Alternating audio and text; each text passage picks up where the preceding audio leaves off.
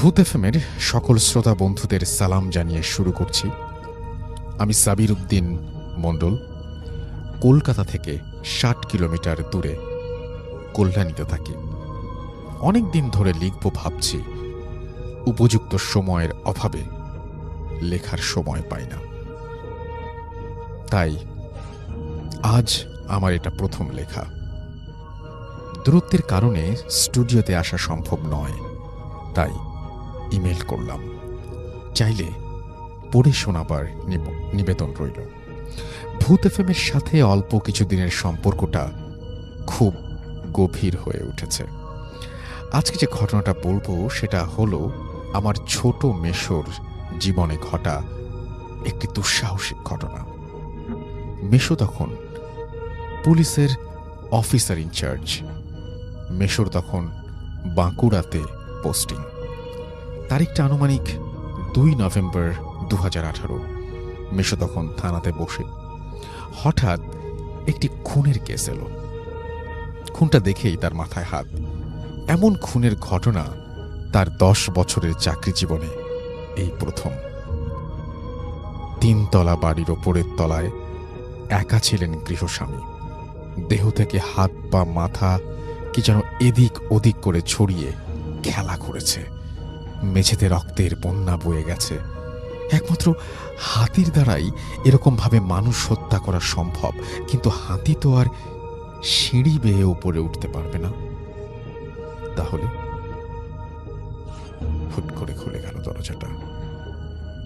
বিভ্রান্তের মতো চোখ মুখে প্রবল আতঙ্কের ছাপ নিয়ে ঘরে ঢুকলেন এক মাঝবয়সী ভদ্রলোক। বললেন, বড়বাবু আমাকে বাঁচান, নইলে আমাকেও প্রবালের মতো খুন হতে হবে। আমাকে বাঁচান স্যার। দারোগা সাহেব সোজা হয়ে বসলেন।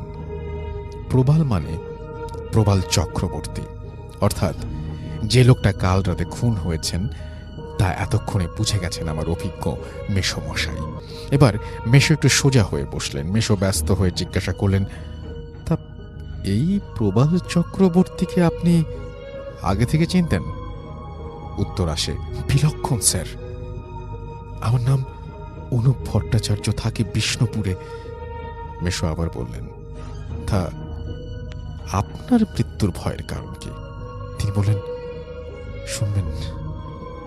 শুনবেন তাহলে।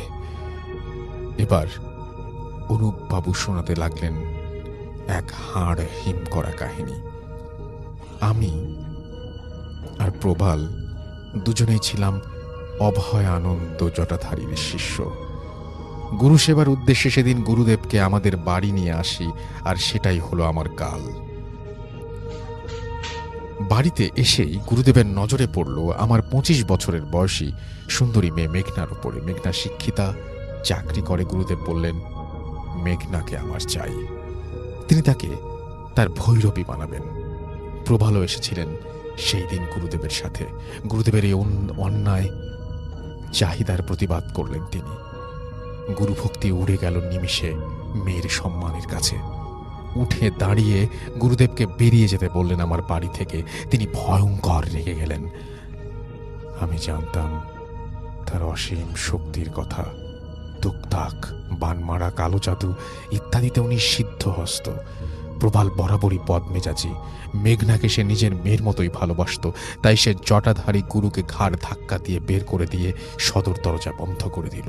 যাবার সময় জটাধারী সেই ভয়ঙ্কর রূপের কথা মনে করলে আজও আমার হাড় হিম হয়ে যায়। আর যেতে যেতে সে প্রবালকে বলল, তুই আমার ঘাড় ধরলি, এর মাসুল তোকে দিতে হবে জীবন দিয়ে। আগামী অমাবস্যার আগে তুই মরবি, আর তারপরের অমাবস্যায় মরবে অনুপ। বলে চোখ থেকে আগুন ছড়াতে ছড়াতে চলে গেলেন জটাধারী শাস্ত্রী।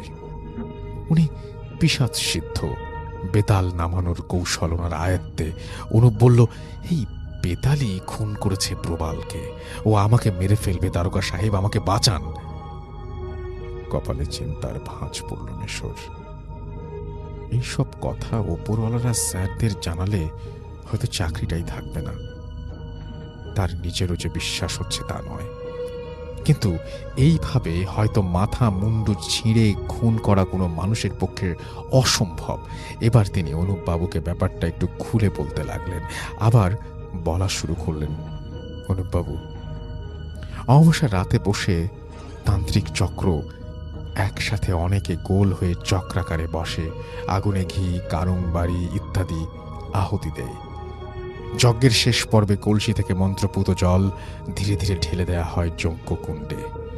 সেই সাথে যে কারণে বেতালকে আহ্বান করা হচ্ছে সেই আদেশ উচ্চারণ করা হয় বারে বারে।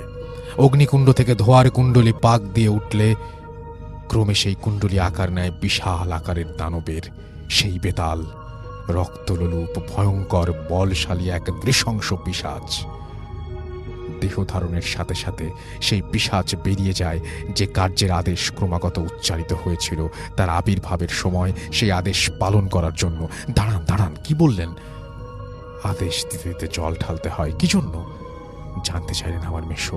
অনুপ বললেন, বিনা আদেশে বেতালকে আহ্বান করলে অথবা আদেশ বিলম্বিত হলে যিনি বেতালকে ডাকবেন তার সর্বনাশ।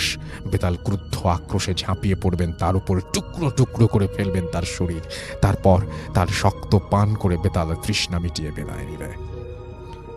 ঠোঁটের কোনায় একটু হাসি খেলে গেল আমার মেশোর মুখে। বললেন, কোথায় সেই চক্র? আমাদের নিয়ে যেতে পারেন? কথা দিচ্ছি এই বেতাল আপনার কোনো ক্ষতি করতে পারবে না। ভদ্রলোক ঘাড় নেড়ে সম্মতি জানালেন। তারপর এলো সেই দিন, সেই অমাবস্যার রাত। একটা পুলিশের জিপ ছুটে চলেছে কাঁচা রাস্তার ওপর দিয়ে। রায়দিঘির কাছে জঙ্গলের মধ্যে এক শ্মশান, এখানে জটাধারী তান্ত্রিকের ডেরা।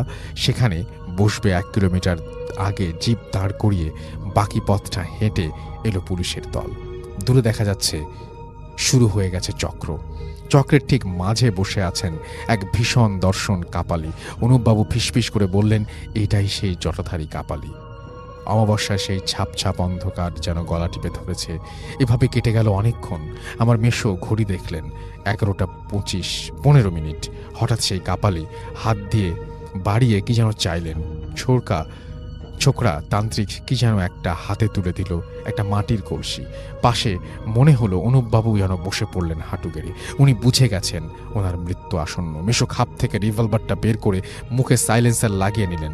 কাপালি কলসিটা নিয়ে এবার ঠিক যজ্ঞকুণ্ডের ওপরে। আর তখনই অব্যর্থ নিশানায় মেশোর রিভলভার ছুটে গেল একটি বুলেট সেই কলসিকে লক্ষ্য করে। ভেঙে চুরমার হয়ে গেল কলসি। জল ছড়িয়ে পড়ল যজ্ঞকুণ্ডের ওপর এদিক সেদিকে।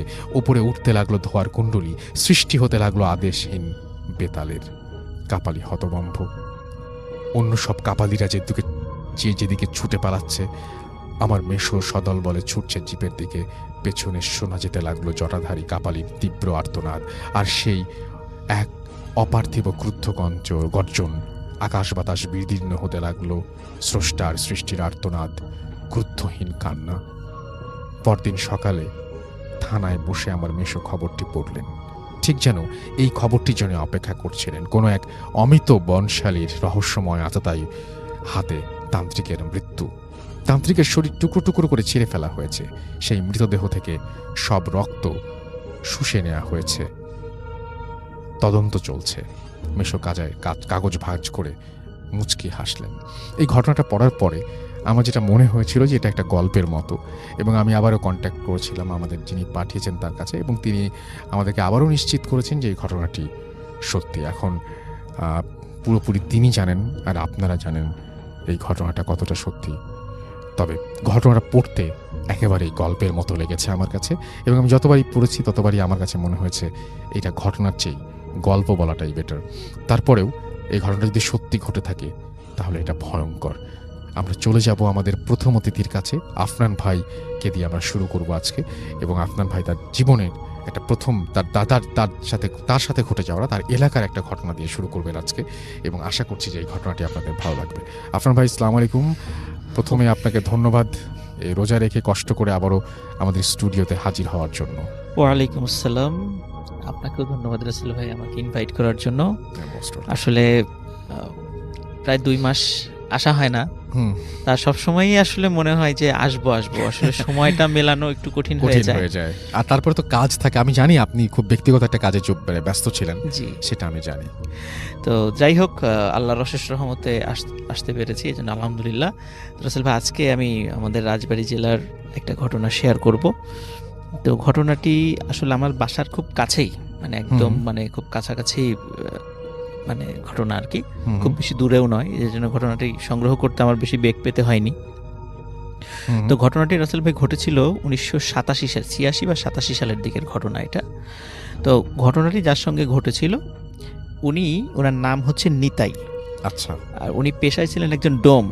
আচ্ছা। রাজবাড়ী জেলার মানে স্টেশন থেকে একটু একটু সামান্য একটু দূরেই, 0.5 কিলোমিটার দূরে সুইপার কলোনি রয়েছে, এখনও আছে সেখানে। হুম, হুম। অনেক সুইপাররা সেখানে বসবাস করেন। তো সুইপারদের মধ্যে কিছু কিছু আছে এই ডোম পেশার সাথে নিজেদেরকে নিয়োজিত রেখেছেন। তো ওখানে অনেক প্রবীণ একজন ডোম ছিল, তার নাম ছিল নিতাই। আচ্ছা। তো উনি বেশ মানে খুব দক্ষ একজন ডোম ছিলেন, মানে খুব দক্ষতার সাথে উনি অনেক পোস্টমর্টেমগুলো করতে পারতেন।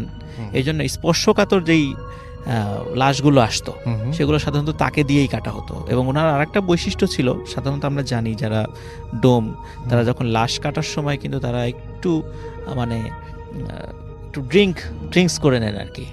এটা আমরা মোটামুটি সবাই জানি, কিন্তু ওনার বিষয়টা ছিল ভিন্ন। উনি লাশ কাটার সময় কখনো কোনো ড্রিঙ্কস করতেন না, আচ্ছা। এবং যার কারণে উনি অত্যন্ত মানে ঠান্ডা মাথায় এই কাজটা করতে পারতেন।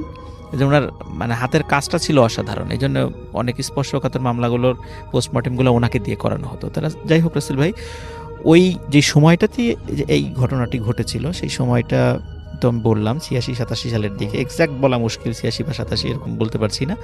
তো ওই সময়টা ছিল মানে দুর্গাপূজার সময়। আচ্ছা। প্রথমত ওই দিনটা ছিল শুক্রবার, আবার ছিল ওই দিন হলো বিজয়া দশমীর দিন, যেদিন দুর্গাপূজার শেষ দিকে মানে চলে আসে আর কি প্রায়।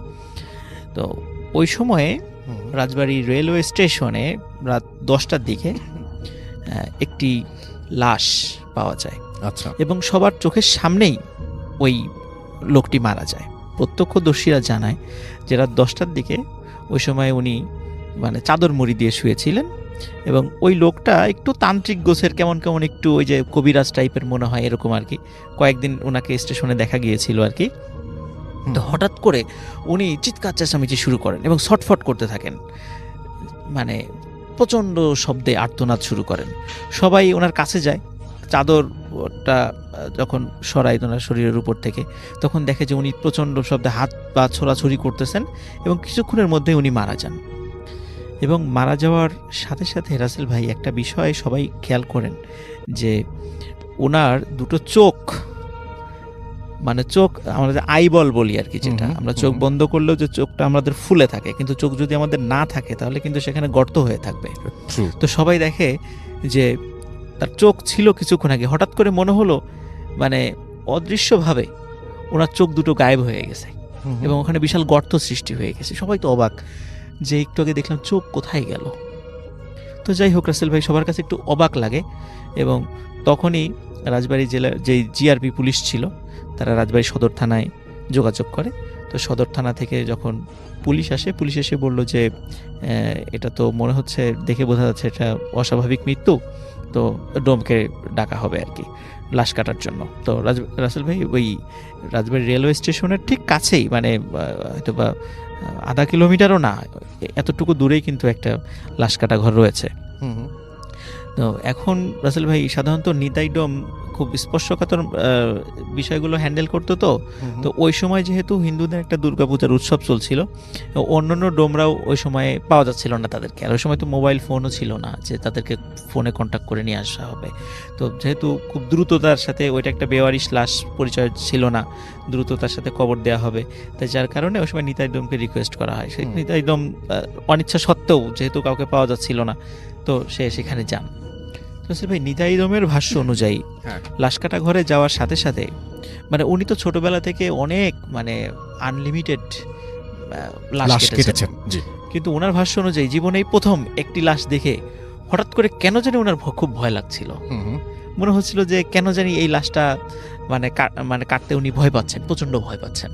আচ্ছা, এরকম যাই হয় হোক, না সাধারণত। এরকম হয় না সাধারণত, কিন্তু হ্যাঁ। কেন জানি ওনার ভাষ্য অনুযায়ী মনে হচ্ছিল যে উনি খুব ভয় পাচ্ছেন। হুম হুম, তো রাসেল ভাই উনি তখন সাধারণত লাশ উনি যখন কাটেন, ডাক্তার থাকে, তারপর পুলিশের কিছু লোক দাঁড়ানো থাকে। তো ওই সময় যেহেতু রাসেল ভাই আবার ফ্রাইডে ছিল, আবার দুর্গাপূজার একটা ছুটি ছিল, এই জন্য হসপিটালে মানে ডাক্তারও সংকট ছিল, তারাও তো একটু ছুটিতে যাবে। তো ওই সময় যাই হোক, ওই সময় যেহেতু মোবাইল ফোন ছিল না, ডাক্তারকে খবর দেওয়া হয়। তো ডাক্তার বলেন যে আমি যত দ্রুত সম্ভব আমি আসতেছি, আপনারা কাজ শুরু করে দেন আর কি।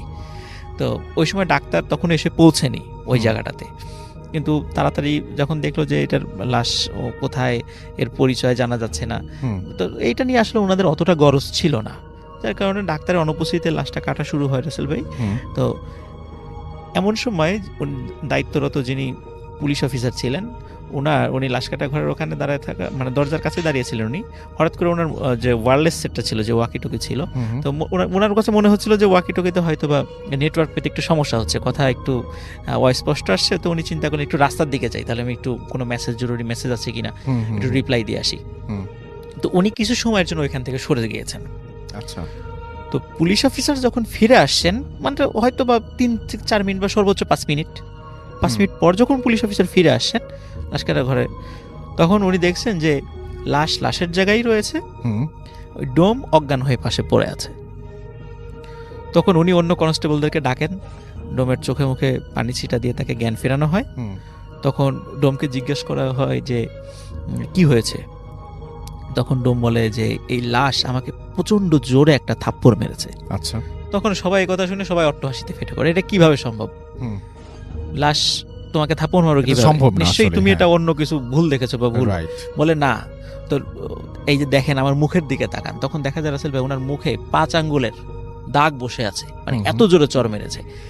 এখন এটাও রাসেল ভাই অন্য কিছু মারতে পারে, জিন ভূত এসেও মারতে পারে, হুম, হুম, কিন্তু পুলিশ অফিসার উনি খেয়াল করলেন যে যেহেতু ওই সময়ে হিন্দুদের একটা উৎসব, আমরা রাসেল ভাই ছোটবেলায় বিভিন্ন বিদায় অনুষ্ঠানগুলোতে বা আনন্দের উৎসবগুলোতে হুম, আমরা মাঝে মাঝে জড়ি খেলা খেলতাম আর কি। ওই আমরা তো জড়ি বলি, অন্য অঞ্চলে হয়তো বা অন্য কোনো শব্দ ব্যবহার করে, ওই যে চিকচিক করে আর কি, হুম, হুম, হুম, মুখে হুম, টুকে হুম। লেগে থাকে। জি, তো যেহেতু ওই সময় হিন্দুদের দুর্গাপূজার উৎসব ছিল, ডোমের মুখে কিন্তু জড়ি ছিল রাসেল ভাই। আচ্ছা, তখন পুলিশের ওই অফিসার উনি লাশের হাত চেক করছিলেন, হুম, এবং হাতে দেখলেন সত্যি তার হাতে এই জড়ি লেগে আছে। হুম, তার মানে সত্যি এই হাত দিয়ে চড় মারা হয়েছে তাকে। কিন্তু এটা কিভাবে সম্ভব, এটা উনিও কোনো কিছু মিলাতে পারছিলেন না। তারপর বললো যে ঠিক আছে তুমি লাশ কাটো। তো নিতাই ডোম বলছে যে আমি এই লাশ কাটতে পারবো না। তারপর বলছে যে না, এখন কাটতে তো হবেই, তার না, এটা তো আমাদের নিয়ম, যেভাবে পারো লাশ কাটো। হুম, দেখ আসল ভাই কোনো মতে লাশের পোস্টমর্টেম করা হয়। পোস্টমর্টেম করার পরে ওই রাত্রেই হুম, তাকে দাফন করা হয়। এখন রাসেল ভাই যে জায়গাটাতে দাফন করা হয়েছে, আমি ওই জায়গা সম্পর্কে এর আগেও বেশ কয়েকবার স্টোরি হুম। বলেছিলাম। সেটা হলো রাজবাড়ী জেলার এই লোকশেড নামক একটা জায়গায়। হুম, হুম, ওখানে পাশাপাশি দুটো কবরস্থান আছে। একটা কবরস্থান হলো বেওয়ারিশ মুসলিম লাশদের, যারা মুসলিম আর কি, তাদের কবর দেওয়ার জন্য।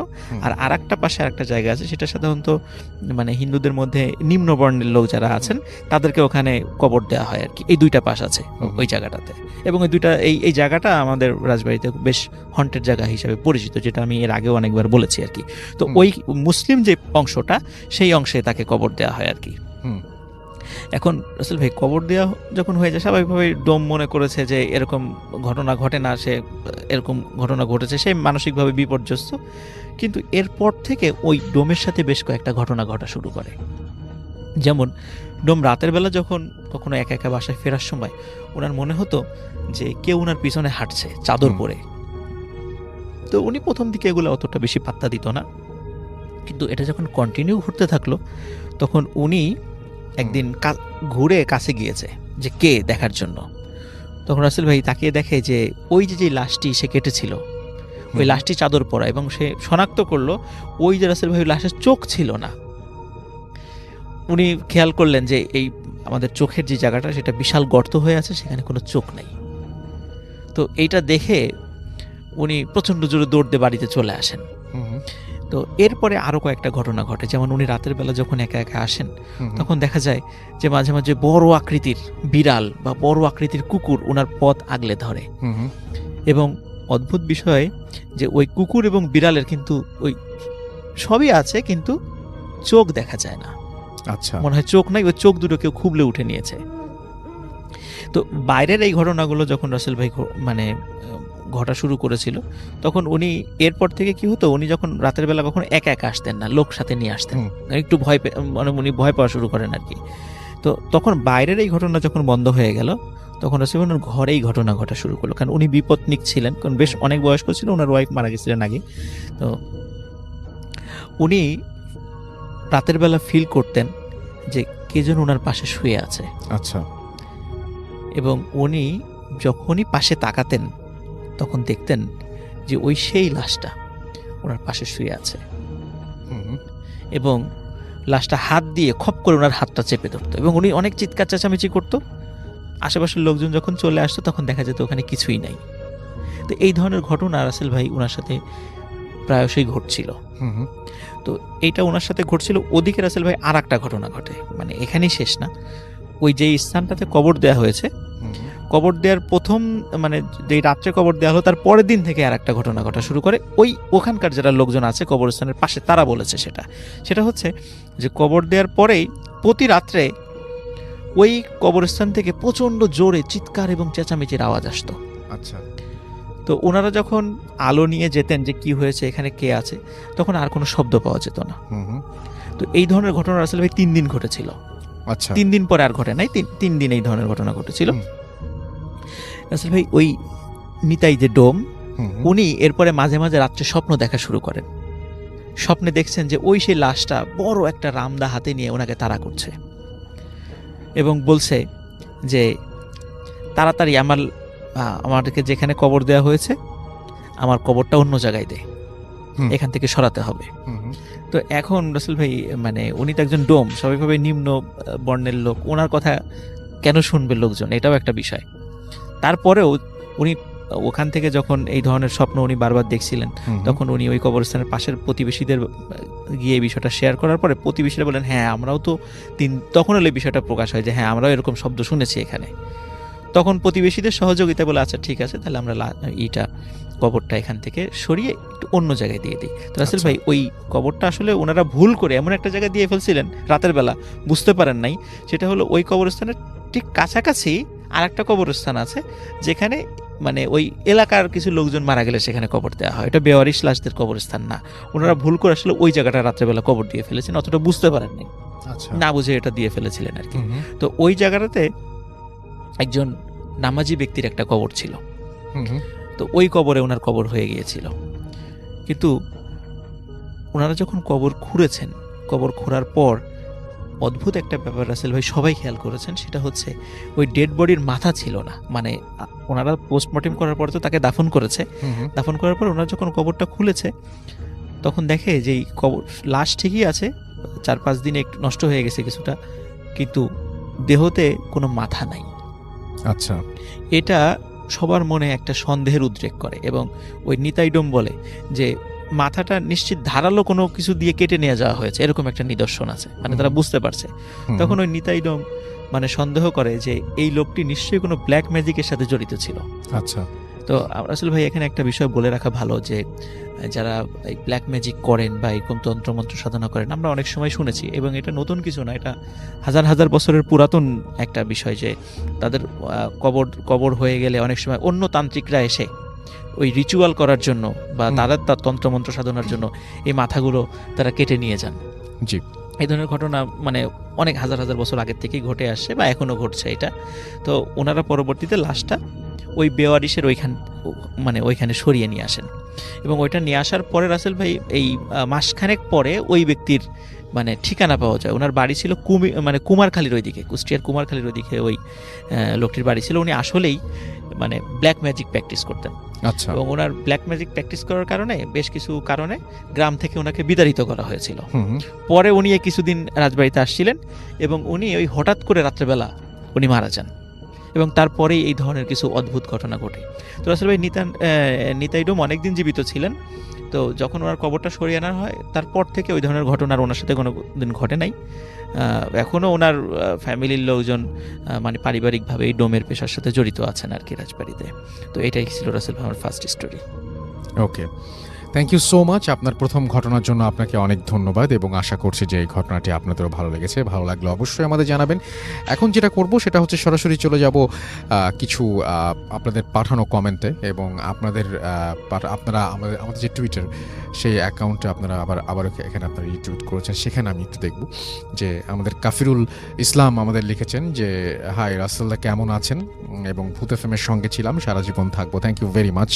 আমাদের সাথে আছেন দেখতে পাচ্ছি রাহি চৌধুরী।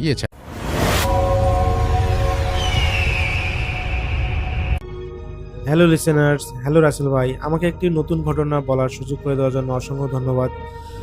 আপনি জানিয়েছেন যে পূর্ববর্তী আমার ঘটনাটা সবার কাছে ভালো লেগেছে, তাই আমি পুনরায় একটি নতুন ঘটনা শেয়ার করার জন্য হাজির হলাম।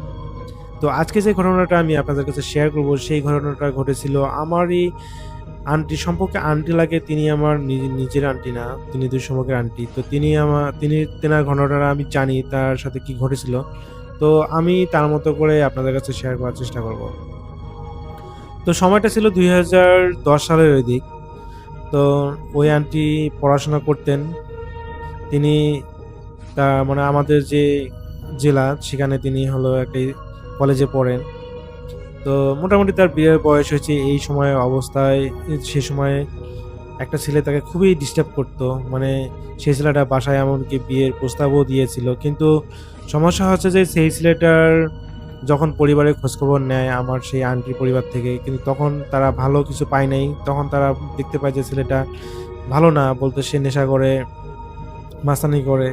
তো তারা আসলে কখনোই এরকম ছেলের সাথে বিয়ে দিবে না, যেহেতু তারা সেই আন্টিদের পরিবারটা বা ফ্যামিলিটা ভালো ছিল, তারা মোটামুটি টাকা পয়সাওয়ালা ছিল। তো তারা চাবে যে সবসময়, মানে চাইছিল যে একটা ভালো ছেলের সাথে তাদের মেয়েকে বিয়ে দেবে। কিন্তু সেই ছেলেটা ক্রমশভাবে মানে প্রতিনিয়ত ডিস্টার্ব করতেই থাকে, বিয়ের প্রপোজাল, মানে বিভিন্নভাবে হুমকি ধামকি, মানে এক কথায় সেই আন্টিটা খুবই বিরক্ত হয়ে যায়। এবং তিনি একসময় দেখা যায় যে সেই কলেজে যাওয়াই বন্ধ করে। তো কলেজে যাওয়া বন্ধ করার কারণে সেই ছেলেটা কোনোভাবেই সেই আন্টিকে আর মানে পায় না, কারণ বাসায় এসে তো আর আপনার সমস্যা সৃষ্টি করা সম্ভব না। এই জন্য অনেক দিন হয়ে যায়, তারপরে ছেলেটা কোনোভাবে যেন খোঁজখবর পাচ্ছে না। এদিকে আন্টি ওই ছেলেটার ভয়ে বা যেন ওই ছেলেটার হাত থেকে বাঁচতে পারে, যেহেতু তারা জানছে যে ওই ছেলেটা অনেক খারাপ, তো তিনিও কলেজ যাওয়া বন্ধ করে দেন। তো তিনি আসলে অপেক্ষা করতেছিলেন যে যখনই পরীক্ষার সময় হবে তখন তিনি আসলে যে পরীক্ষা দিবেন, আর বাসা থেকে তিনি পড়াশোনা করতেছিলেন। তো এরকম করে প্রায় 2 মাস চলে যায়। তো ছেলেটা এই দিক দিয়ে সেও অনেক মেয়েটাকে পছন্দ করছিল। সে জানে যে আসলে কি কারণে তাদের বিয়েটা মানে রাজি হচ্ছে না। তো আসলে করার নাই, যার যেটা স্বভাব। তো ছেলেটা কোনোভাবেই যখন মেয়েটাকে পাইতেছিল না, সেও মোটামুটি খুবই আপসেট হয়ে যায় এবং কি করবে বুঝতে পারতেছিল না। পরে ছেলেটা একসময় একটা তান্ত্রিকের কাছে চলে যায় এবং সে আমার সেই আন্টিকে মানে বান মারে, বলতে এখানে যাতে করে আমার আন্টি সেই ছেলেটার প্রতি আকৃষ্ট হয় বা এই ধরনের কোনো কিছু বান মারে। কিন্তু এরপরেও দেখা যায় যে আমার আন্টি কিছুটা হলো সেই ছেলেটার সাথে মানে এরপর ঘনিষ্ঠতা হয়, বলতে তার রিলেশনে চলে যায় এবং বিয়ে শাদী করবে এই ধরনের ডিসিশনে চলে যায়। কিন্তু পরবর্তীতে আসলে মেয়ের পরিবার যেহেতু জানে যে আসলে ছেলেটার মানে ক্যারেক্টারের সমস্যা আছে বা এই ধরনের সমস্যাগুলো, এই জন্য কোনোভাবেই সেই মেয়েটার পরিবার থেকে মেনে নেয় না, বলতে আন্টির পরিবার থেকে মেনে নেয় না। কিন্তু পরবর্তীতে আসলে মানে আমার আন্টির পরিবার থেকে চিন্তা করে যেই মেয়েটা হলো, যে ছেলের ভয়ে 2 মাস ধরে কলেজে যাচ্ছে না, হঠাৎ করে সেই মেয়েটাই কিভাবে সম্ভব যে সেই ছেলেটার সাথে আবার রিলেশনে জড়ায়। তো তাদের কাছে সন্দেহজনক মনে হয় এবং তারা তাদের গ্রাম্য হুজুরের মাধ্যমে মানে দেখার চেষ্টা করে যে আসলে তার প্রতি কোনো কিছু করা হয়েছে কিনা, এবং সেই হুজুর জানায় যে হ্যাঁ, তার প্রতি এরকম খারাপ কিছু করা হয়েছে, আপনারা একটা কোনো তান্ত্রিককে নিয়ে আসে এটা আসলে কাটানি করান। তো যথারীতি সেই আন্টির পরিবারের লোকজন একটা তান্ত্রিককে নিয়ে আসে, কাটানি করায় এবং পরবর্তীতে সেই দুজনের রিলেশনটা নষ্ট হয়ে যায় এবং পুনরায় সেই আন্টিটা সেই ছেলেটাকে মানে খারাপ ভাবতে শুরু করে এবং আর মিশতে শুরু করে না। তো এইরকম করে চলার পর ছেলেটা খুবই ভেঙে পড়ে এবং পরবর্তীতে সে এমনভাবে আমার আন্টিকে কবিরাজি করে বা তাবিজ করে যে আমার আন্টি সবসময় নিশ্চুপ থাকতেন, মনে হয় যে তার ভয়ঙ্কর কিছু হয়েছে, মানে সবসময় চুপচাপ। আসলে পরিবারের লোকজন বুঝতে পারতেছিল না যে আবার কি হলো। তো এই সময় আন্টি আসলে যে ফিলগুলো করতেন তিনি আমাদের কাছে, আমাকে বা অন্যরা সবাইকে শেয়ার করেছিলেন এইরকমভাবে যে তিনি যখন ওই প্রজেস্ট অবস্থায় ছিলেন তখন তিনি মানে ভিন্ন মানে একটা অন্য জগতে মনে হয় যে বসবাস করতেছেন এরকম। তো তিনি একদিন আসলে ঘুমাচ্ছিলেন এবং সকালে অ্যাম্বুলেন্সের সাইরেন বাজে। তিনি তো আমার আন্টি ভাবলো যে আবার কিসের অ্যাম্বুলেন্স আসলো। তো তিনি আসলে ভাবলেন যে হয়তোবা পরিবারের কেউ অসুস্থ হয়েছে, যার কারণে মনে হয় যে একটা অ্যাম্বুলেন্স এসেছে। তো তিনি দেখার জন্য আসলে বাইরে চলে আসেন। বাইরে দোতলায় তিনি বারান্দা থেকে দেখতেছেন অ্যাম্বুলেন্সের দিকে, এবং পরিবারের লোকজন দেখা যায় যে একটু কান্নাকাটি করতেছে। তো অ্যাম্বুলেন্স থেকে একটা লাশ, মানে সাদা কাপড় পরা একটা লাশ নামানো হলো, এবং লাশটা নামানোর পর যখন পরিবারের লোকজন সেই লাশের মুখটা মানে মুখের সামন থেকে কাপড়টা সরালো, তখন সেই আন্টিটা এতটাই অবাক হয়ে যান যে তিনি দেখেন যে লাশটা আসলে অন্য কারো নয়, লাশটা উনারই। উনি সেই সময় কোনোভাবেই ভেবে পারতেছিলেন না যে কি এটা কীভাবে সম্ভব, আমি এখানে স্টিল দাঁড়িয়ে আছি আর আমার লাশ কিভাবে অ্যাম্বুলেন্সে করে আসলো, আর আমি কখন মারা গেলাম। তো তিনি আসলে এইভাবে এই বিষয় নিয়ে চিন্তা করতে করতে ওখানেই জ্ঞান হারিয়ে ফেলেন, তার আর কিছু মনে নেই। যখন তার জ্ঞান ফিরে তিনি দেখেন যে চতুর্পাশে তার পরিবারের লোকজন মানে তাকে ঘিরে রয়েছে এবং জিজ্ঞেস করে যে কি হয়েছে। তো তিনি আসলে হতভম্ব হয়ে যান, কি বলবেন, কাকে কি বোঝাবেন। তো পরবর্তীতে তিনি তার বাবা মাকে শেয়ার করেন। তার বাবা মা হয়তো ভাবে যে হয়তো এটা ভুলভাল দেখেছে, হ্যালুসিনেশন, তো এটা এইভাবে চলে যায়। তো এরপরে আসলে আন্টি আসলে প্রতিনিয়ত না কিছু এভাবে খুবই খুবই ভয়ঙ্কর কিছু দেখতে শুরু করেন। তিনি রাতের মধ্যে প্রায় 2 থেকে 3 বার তিনি চিল্লাচিল্লি করে ওঠেন। পরে সেই আন্টির বাবা মা তার রুমে যে জিজ্ঞেস করেন যে কি হয়েছে, পরে বলে যে এরকম ঘটনা। তো এখানে ঘটনাগুলো বলতে গেলে অনেক সময় লাগবে, তো আমি ঘটনাগুলো স্কিপ করতেছি। তো পরবর্তীতে তার হলো সেই আন্টির বাবা মা বুঝতে পারে যে এখানে আসলে সেই ছেলেটা বা অন্য কেউ আসলে কোনো কিছু করেছে, না হলে তার সুস্থ মেয়েটা কিভাবে এত অসুস্থ হতে পারে। তো তারা হলো সেই তান্ত্রিককে পুনরায় নিয়ে আসেন এবং চেক করতে বলেন যে আসলে দেখেন তো কি সমস্যা। পরে সেই তান্ত্রিকটা চেক করে দেখেন যে হ্যাঁ, তাকে আবার পুনরায় মানে ভয়ঙ্কর কিছু জিন দিয়ে প্রজেস্ট করা হয়েছে। তো তান্ত্রিকটা আসলে পুনরায় তিনি হলো কাটানি করেন এবং সেই আন্টিকে সুস্থ করেন। এরপর থেকে আন্টিও অনেক দিন প্রায় হলো সুস্থ ছিল। আসলে সেই কবিরাজটা তাবিজ দিয়েছিলেন এবং বাড়ির আশেপাশে সব জায়গাগুলো বন্ধ করে দিয়েছিলেন যাতে করে কোনো জিন আসলে আক্রমণ করতে না পারে। তো এরপর থেকে আন্টি প্রায় 6 মাস বাসা থেকে বের হন নাই, তিনিও সেই বাসাতেই ছিলেন। তারপর তো 6 মাস পর তিনি ধীরে ধীরে একদম স্বাভাবিক হয়ে গিয়েছিলেন। এবং এর পরবর্তীতে মানে ওই ছেলেটার সম্পর্কে জানা যায় যে সেই ছেলেটা নাকি মানে সেই আন্টির শোকে, মানে আন্টিকে কোনোভাবেই তার আয়ত্তে নিয়ে না আসার কারণে আসলে প্রেমের শোকে আর কি খুবই আপসেট হয়ে যায় এবং পরবর্তীতে নাকি একটু মাথা বিগড়ে যায়, যাকে বলা হয় যে মানে কাকে কি বলবে মানে হুঁশ নাই, এরকম একটা আর কি পজিশনে সেই ছেলেটা চলে যায়। যদিও বা সেই ছেলেটা আসলে আন্টিকে ভালোবাসতেন, কিন্তু আন্টির পরিবার আসলে সেই ছেলেটার খারাপ ক্যারেক্টার এবং মানে খারাপই কাজগুলোর জন্য আসলে তাকে চুজ করে নাই তার মেয়ের জন্য। তো এরপর থেকে সবকিছু স্বাভাবিক হয় এবং পরবর্তীতে আন্টির আসলে সুস্থ হওয়ার পর তার পরিবার থেকে মানে একটা ভালো ছেলে দেখে তাকে আসলে বিয়ে দেওয়া হয়। তো বিয়ের পরবর্তীতে আসলে আন্টি আর পড়াশোনা চালিয়ে যাননি। তো সেই ছেলের সাথে আর কখনো দেখা হয়নি। তো এখন পর্যন্ত আন্টির সবকিছু ঠিকঠাক আছে, সুস্থ আছেন তিনি। তো রাসেল ভাই, এই ছিল ঘটনা। আমি চেষ্টা করেছি একদম গুছিয়ে বলার মতো। আসলে গল্প বলতে বা ঘটনা বলতে আমার এরকম আসলে অভ্যস্ত নই আমি। আসলে যদি কোনো ভুল টুটি হয়ে থাকলে তাহলে লিসেনারের কাছে এবং আপনার কাছে ক্ষমা সুন্দর দৃষ্টিতে মাফ করে দেবেন। তো ভালো থাকবেন, সুস্থ থাকবেন। পরবর্তীতে আমি চেষ্টা করব নতুন কোনো ঘটনা নিয়ে আসার জন্য। আল্লাহ হাফেজ।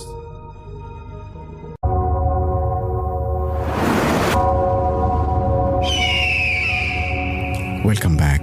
আপনাদের সবাইকে স্বাগত জানাই আমি রাসেল। আশা করছি আপনারা সবাই ভালো আছেন, ভালোর তলে আছেন। আমিও ভালো আছি আর ভালোর তলে আছি। চলে যাব আরও একটি ঘটনায়। যদি ভালো লাগে সাথে থাকবেন। আজকে আমি যে ঘটনাটি শেয়ার করব, ঘটনাটি আমার কাছে বেশ ইন্টারেস্টিং লেগেছিল দেখে ভাবলাম আপনার সাথে শেয়ার করি। আর ঘটনাটি যিনি আমাকে বলেছেন উনি বলেছিলেন যে এখানে যেন কোনো অরিজিনাল নাম যেগুলো আছে সেটা যেন ব্যবহার না করি। তো এখানে আমি সব জায়গায় গল্পের সুবিধার্থে ছদ্মনাম ব্যবহার করব। তো যিনি আমাকে ঘটনাটি বলেছিলেন, ধরে নিচ্ছি যে ওনার নাম জয়ন্ত। তো জয়ন্ত ভাই একটি প্রাইভেট কোম্পানিতে চাকরি করতেন, ওনার পরিবারের সবাই থাকতো হচ্ছে চট্টগ্রামে। তো উনি সুযোগ পেলেই চট্টগ্রামে চলে যেতেন, আর উনি বেশিরভাগ সময় ট্রেন ট্রাভেলটা পছন্দ করতেন। তো যাই হোক, একটা দিন এরকম ছুটি পেলেন উনি, তো উনি ট্রেনে উঠলেন। তো ট্রেনে সেদিনকার খুব বেশি যাত্রী ছিল না, অনেক কম যাত্রী ছিল ওনার কামরাতে। তো ওনার সামনে একজন ভদ্রলোক বসেছিল, বেশ মধ্যবয়সী একজন ভদ্রলোক, মানে দাঁড়িয়ে দাঁড়িয়ে আছে, বেশ ভালো লাগছিল দেখে। তো অনেক লং জার্নি, চুপচাপ বসে থাকবেন, উনি ভাবলেন যে কথা বলি লোকটার সাথে। তো এক সময় লোকটার সাথে কথা বলেন, লোকটা ওনার সাথে কথা বলে, ওনার মধ্যে আলাপ পরিচয় হয়।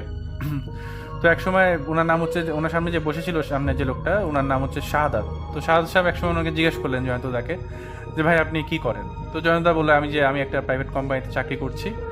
তো জয়ন্তদা ওনাকে একইভাবে প্রশ্ন করলেন যে ভাই আপনি কি করেন? তো উনি বললে আগে আমি সার্জন ছিলাম, এখন আমি ব্যবসা করছি।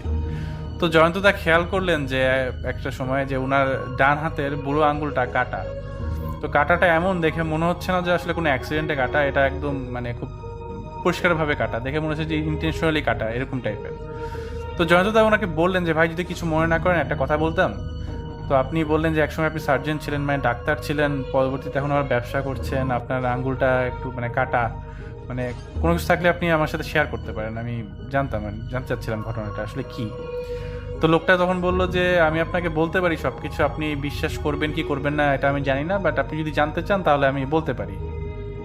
তো জয়ন্তদাকে লোকটা বলল যে উনি যখন এইচএসসি পরীক্ষা কি তারও আগে থেকে ওনার আসলে খুব ইন্টারেস্ট ছিল যে প্যারানর্মাল ব্যাপারগুলোতে, জিন টিন বা এইসব ব্যাপার নিয়ে ওনার খুব ইন্টারেস্ট, অলৌকিক কোনো কিছু দেখার ব্যাপারে খুব ইন্টারেস্ট। তো উনি শ্মশান ঘাটে যায় বসে থাকতেন, কবরস্থানে রাত যাপন করেছেন, বা যেখানেই কোনো অ্যাবনর্মাল বা প্যারানর্মাল কোনো কিছুর ঘটনা জানতেন সেখানে উনি চলে যেতেন।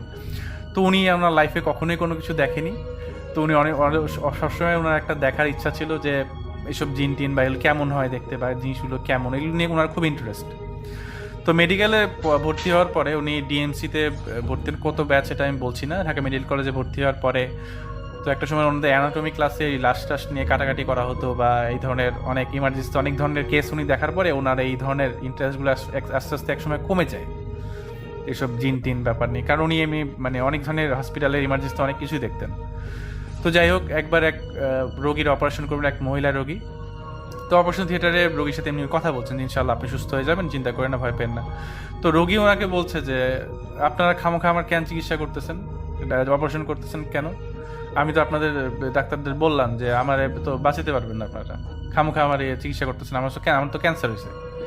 তখন উনি বললেন না আপনার তো ক্যান্সার হয়নি, আপনার তো একটা পেটের টিউমারের অপারেশন হচ্ছে, আর এই অপারেশন তো আপনি মরে যাবেন কেন? না আমার ক্যান্সার হয়েছে আমি জানি। তখন উনি বললেন যে কি ব্যাপার, এটা আপনি জন্মমৃত্যু তো সবকিছু আল্লাহর হাতে, আপনি কিভাবে জানেন? এসব বাদ দেন, আমি ইনশাআল্লাহ আপনি সুস্থ হয়ে যাবেন, কোনো সমস্যা হবে না। তো অপারেশনের এক পর্যায়ে শাহাদাত ভাই বুঝতে পারেন যে উনার আসলেই ক্যান্সার হয়েছে, এবং ক্যান্সারটা খুব লাস্ট স্টেজে, এবং উনাকে আসলে বাঁচিয়ে রাখাটা বেশি দিন উনি বাঁচবে না, এটা উনি বুঝতে পারলেন। তো ওই রোগী তার পরের দিন অপারেশনের ঠিক তার পরের দিনই মারা যায়।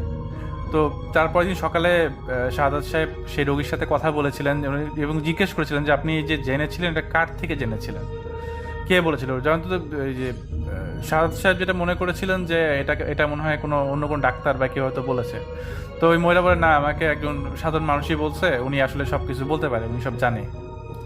তো উনি ওনার কাছ থেকে শাহাদাত সাহেব সেই মহিলার কাছ থেকে আগে থেকে সব ঠিকানা সব নিয়েছিলেন। তো যাই হোক, তো সময় করে এক সময় শাহাদাত সাহেব সেই জায়গায় গেলেন, এটা হচ্ছে চট্টগ্রামে একটা বাজারে। তো যেই মহিলা যেই ঠিকানা দিয়েছিলেন, তো বাজারে উনি যাওয়ার পরে উনি ভাবছিলেন যে কোনো আধ্যাত্মিক লোক বা তান্ত্রিক টাইপের বা মানে এই টাইপের কোনো কবিরাজ টাইপের কোনো মানুষকে উনি দেখবেন, বাট উনি যেই ঠিকানা যাওয়ার পরে দেখলেন যে উনি একটা মশলার দোকানদার। তো মশলা দোকানদারকে বললেন যে আমি তো একটা কারণে এসেছি, একটা রোগীর রেফারেন্স বললেন, যে এই মহিলার ঘটনাটি বললেন। তখন লোকটি বললেন যে আপনি কি চান এখানে? তো উনি বললেন যে আমার আসলে এইসব ব্যাপারে খুব ইন্টারেস্ট, আপনি মহিলা তো আগে থেকে যেগুলো বলছে সব মিলে গেছে, তো আপনি এগুলো কীভাবে বলেন? তখন লোকটা একটু রেগে যায়, বললো যে আপনার কোনো সমস্যা থাকলে সেটা আপনি আমাকে বলতে পারেন, আমি কীভাবে বলি এটা জানি আপনি কী করবেন? তখন লোকটা শাহাদাত ভাই ওনাকে নানা রকম পটানোর চেষ্টা করলেন, অনেক কিছু বললেন, ভয়ভীতিও দেখাইলেন, কিন্তু কোনোভাবেই কাজ হয় না, লোক কোনোভাবেই পটে না। তো একটা সময় শাহাদাত সাহেবের মাথায় আসলো যে এক কাজ করি, কিছু টাকা দিয়ে দিই। তো শাহাদাত সাহেবের কাছে 5,000 টাকা ছিল, উনি 5,000 টাকা সেই মশলা দোকানদারকে দিলেন। দেওয়ার পরে দেখলেন লোকটা টাকা গুনছে এবং লোকটা বেশ পজিটিভ। উনি বুঝতে পারলেন যে উনি মনে হয় আসলে ঘটনাটা বলবে। তো তখন লোকটা বলা শুরু করলো যে আমার কাছে আসলে একটা জিনিস আছে। তো আপনার কাছে কি আছে? আমার কাছে মহাতাজি আছে। মহাতাজি কি? মহাতাজি আসলে একটা প্রাণী, এটা কোনো জিন না, এটা একটা প্রাণী, বাট এটা অদৃশ্য, এটা আমি পুষি। তো উনি বললেন যে আপনি এটা পোষেন মানে মানে এটা কি হাজির করতে হয় কোনোভাবে? তো সেই দোকানদার বলে যে না, এটা হাজির করতে হয় না, এটা আমার সাথেই থাকে। তো আপনার সাথে থাকে তো আপনি কেমনে কথা বলেন? বলে আমি দেখে কথা বলি, যেমনি আমি আপনার সাথে কথা বলছি এমনি কথা বলি। তখন ডাক্তার মানে শাহাদাত সাহেব বেশ অবাক হয়ে গেলেন যে আপনি দেখেন, আপনার সাথে থাকে, মানে কিভাবে কি করেন আমাকে একটু বলেন। তো লোকটা বলে ঠিক আছে, আমি আপনাকে বলবো, এখন তো দোকানের মানে সবাই কাস্টমার অনেক বেশি, সন্ধ্যার পরে একটু ফাঁকা হলে আমি আপনাকে বলবো, আপনি একটু অপেক্ষা করেন। তো শাহাদাত সাহেব অপেক্ষা করছেন। সন্ধ্যার পরে যখন একটু ফাঁকা হলো, লোকটা বলে যে ভাই একটু দাঁড়ান, আমি আসতেছি ভিতরে যে গোডাউনের মতো ছিল লোকটা। তো গোডাউন থেকে 3টা কাগজ নিয়ে আসলো, হলুদ রঙের ছোট ছোট 3টা কাগজ। তো কাগজের মধ্যে কাগজটা দেখানোর পরে বললো যে এই কাগজের মধ্যে দেখেন লেখা আছে, এগুলো দিয়ে কিছু আমল করতে হবে, আমি আপনাকে দেখাই দিব। তো শাহাদাত সাহেব দেখলেন যে 3টা কাগজ দিল, হলুদ রঙের কাগজ। ওই কাগজের মধ্যে লাল মানে কালি দিয়ে লেখা, বাংলায় লেখা আর কি, বিভিন্ন আরবি উচ্চারণ, কাইন্ড অফ আরবি উচ্চারণ কিন্তু বাংলায় লেখা। লোকটা বললো যে এটা আপনি প্রতি সোমবারে, মানে আমলটা শিখাই দিল যে 30 থেকে 40 বার এই জিনিসটা খুব একদিনে পড়তে হবে, প্রতি সোমবার মধ্যরাত্রিতে এই আমলটা করতে হবে এবং একটানা করতে হবে জিনিসটা, মানে একটানা অনেকদিন করতে হবে আপনাকে। করার পরে আপনি এত এই জিনিসটা মহাতাজির সাক্ষাৎ পাবেন। তো যাই হোক, শাহাদাত সাহেব বাসায় চলে গেলেন। তো সেদিন সোমবার ছিল। তো শাহাদাত সাহেব তার যেভাবে বলেছে ওইভাবে সে রাত্রেবেলায় গভীর রাতে ওই আমলটা শুরু করলো, ওই কাগজগুলো বের করা শুরু করলো এবং ওই যে মন্ত্রগুলো লেখা ছিল ওই মন্ত্রগুলো পড়া শুরু করলো। তো একসময় ওনার ওয়াইফ তো জেগে গেল যে রাত্রেবেলা কি করে এগুলি। তো ওনার ওয়াইফ বললেন না তুমি ঘুমাও, আমি একটা জিনিস করতেছি, তুমি এটা বোঝালে জানা লাগবে না। তো উনি ওনার ওয়াইফকে কোনো কিছু শেয়ার করেন না, উনি ওই মন্ত্রগুলো পড়া শুরু করলেন। তো এইভাবে প্রায় প্রতি সোমবারে উনি মন্ত্র পড়তেন এবং গভীর রাতে মন্ত্র পড়তেন। এবং মন্ত্রগুলো পড়তে মানে টোটাল যে এইভাবে সিস্টেমটা প্রসিজারটা শিখিয়ে দিয়েছিল, ওনার টোটাল 1.5-2 ঘন্টার মতো সময় লাগতো। উনি 12টার দিকে বসতেন, 2টার দিকে হয়তো উঠতেন, 2টা-2টার দিকে উঠতেন আর কি। এভাবে প্রায় 6 সপ্তাহ চলে যায়, মানে 6টা সোমবার এরকম চলে যায়। তো উনি কিছুই দেখতে পারেন না, কিছুই হয় না। তো উনি মনে মনে ভাবে যে 10,000 টাকা মানে পানিতে গেল, লোকটা ধরতে হবে। তো যাই হোক, এরপরের 7ম যে সপ্তাহ, সেই সপ্তাহে উনি আবারও এরকমভাবে আমল করা শুরু করলেন। ওনাকে যে জিনিসটা বলে দিছিল আর কি, যে মন্ত্রগুলো পড়তে বলা হয়েছিল। তো মন্ত্র পড়ার এক পর্যায়ে পুরোপুরি উনি শেষও করেনি, একটা সময় উনি খেয়াল করলেন যে ওনার ডান হাতের যে বুড়ো আঙুল, যেটা আঙুলটা হঠাৎ করে নড়ছে, মানে উনি নড়াচ্ছে না কিন্তু আঙুলটা কেমন যে নড়ছে। উনি হয়তো ভাবলেন যে কোনো পেশির টান টান লাগে, নড়তেছে নাকি, বা কোনো নার্ভের কোনো সমস্যা হলো নাকি। পরে উনি খেয়াল করলেন যে ওনার বুড়ো আঙুলের যে নখে উনি একটা ছবি দেখতে পাচ্ছেন বা কোনো কিছু দেখতে পাচ্ছেন, যে একটা প্রাণীর মতন, মানে পরিষ্কার যে উনি দেখছেন তা না, বাট দেখতে পাচ্ছেন যে একটা প্রাণীর মতন, যেটার মানে চোখ আছে, মুখ টুক বোঝা যাচ্ছে, মাথায় চুল আছে, বাট পরিষ্কার উনি বুঝতে পারছেন না। এবং কিছুক্ষণ পরে জাস্ট 2-3 মিনিট এরকম দেখলেন, কিন্তু কিছুক্ষণ পরে ওনার প্রচন্ড হাতে ব্যথা শুরু হইলো।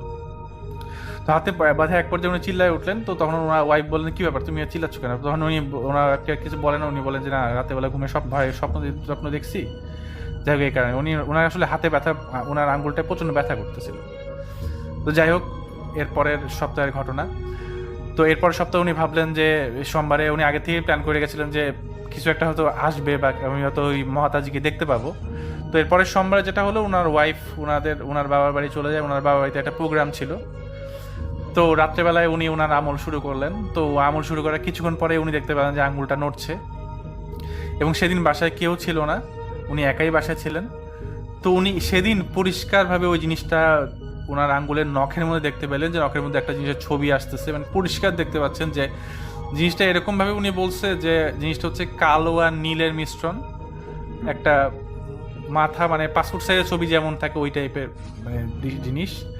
তো জিনিসটা কানগুলা অনেক বড়, চোখগুলা কেমন লাল, নাক আসছে ছোট একটা, মুখ বিশাল, মাথায় কিছু চুলও আছে, খুব বিভৎস টাইপের একটা জিনিস, মানে খুব বাজে দেখতে জিনিসটা। ওনার দিকে তাকায় আছে এবং জিনিসটা ওনার দিকে তাকায়, জাস্ট আমরা কখনো ইশারায় যদি না বলি কাউকে, যখন মাথা ডান থেকে বামে, বাম থেকে ডানে একবার করে নাড়াই বা না ইশারায় যখন না করি, জিনিসটা ওরকম ওনাকে ইশারায় না করলো এবং মানে মাথাটা ঘুরালো, জিনিসটা ঘুরানো কিছুক্ষণ পর চলে গেল। তো শাহাদাত সাহেব আসলে জিনিসটা বুঝতে পারলেন না যে কি হইলো, কি করলো। তো তারপরের দিন সেই দোকানদারের কাছে গেল। তো দোকানদারের কাছে তো অনেকদিন পরে আসলো, দোকানদার বললো, ওনাকে দেখেই বললো যে কি ভাই আসছে? তখন শাহাদাত সাহেব বললো যে আসছে কি জানি না, বাট একটা জিনিসের ছবি এরকম দেখলাম আমার নখের মধ্যে। তো তাহলে তো দোকানদার বলতো হ্যাঁ তাহলে তো ভাই চলে আসছে, আপনি কিন্তু ভাই সাবধানে থাকবেন, আর যে আমলটা দিছি আমলটা ঠিক মতো করবেন, এই জিনিসটাই কিন্তু সাবধানে রাখতে হবে। এখন এটা আপনার শরীরে অলরেডি চলে আসছে, এটা কিন্তু আপনার শরীরে বিভিন্ন জায়গায় ছড়ায় যাবে। তো আমি তখন শাহাদাত সাহেব একটু ভয় পেয়ে গেলাম, ছড়ায় যাবে মানে?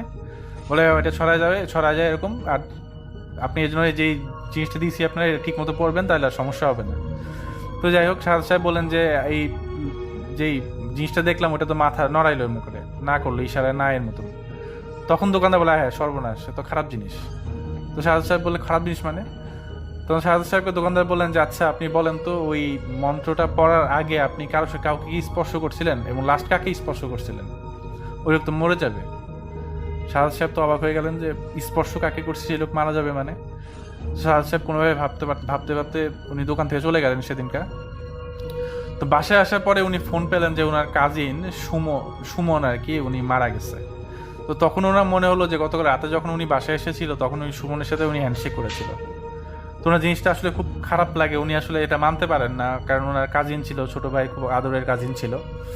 তো যাই হোক, এরপরে শাহাদাত সাহেব ভাবলেন যে জিনিসটাকে দেখতে হবে।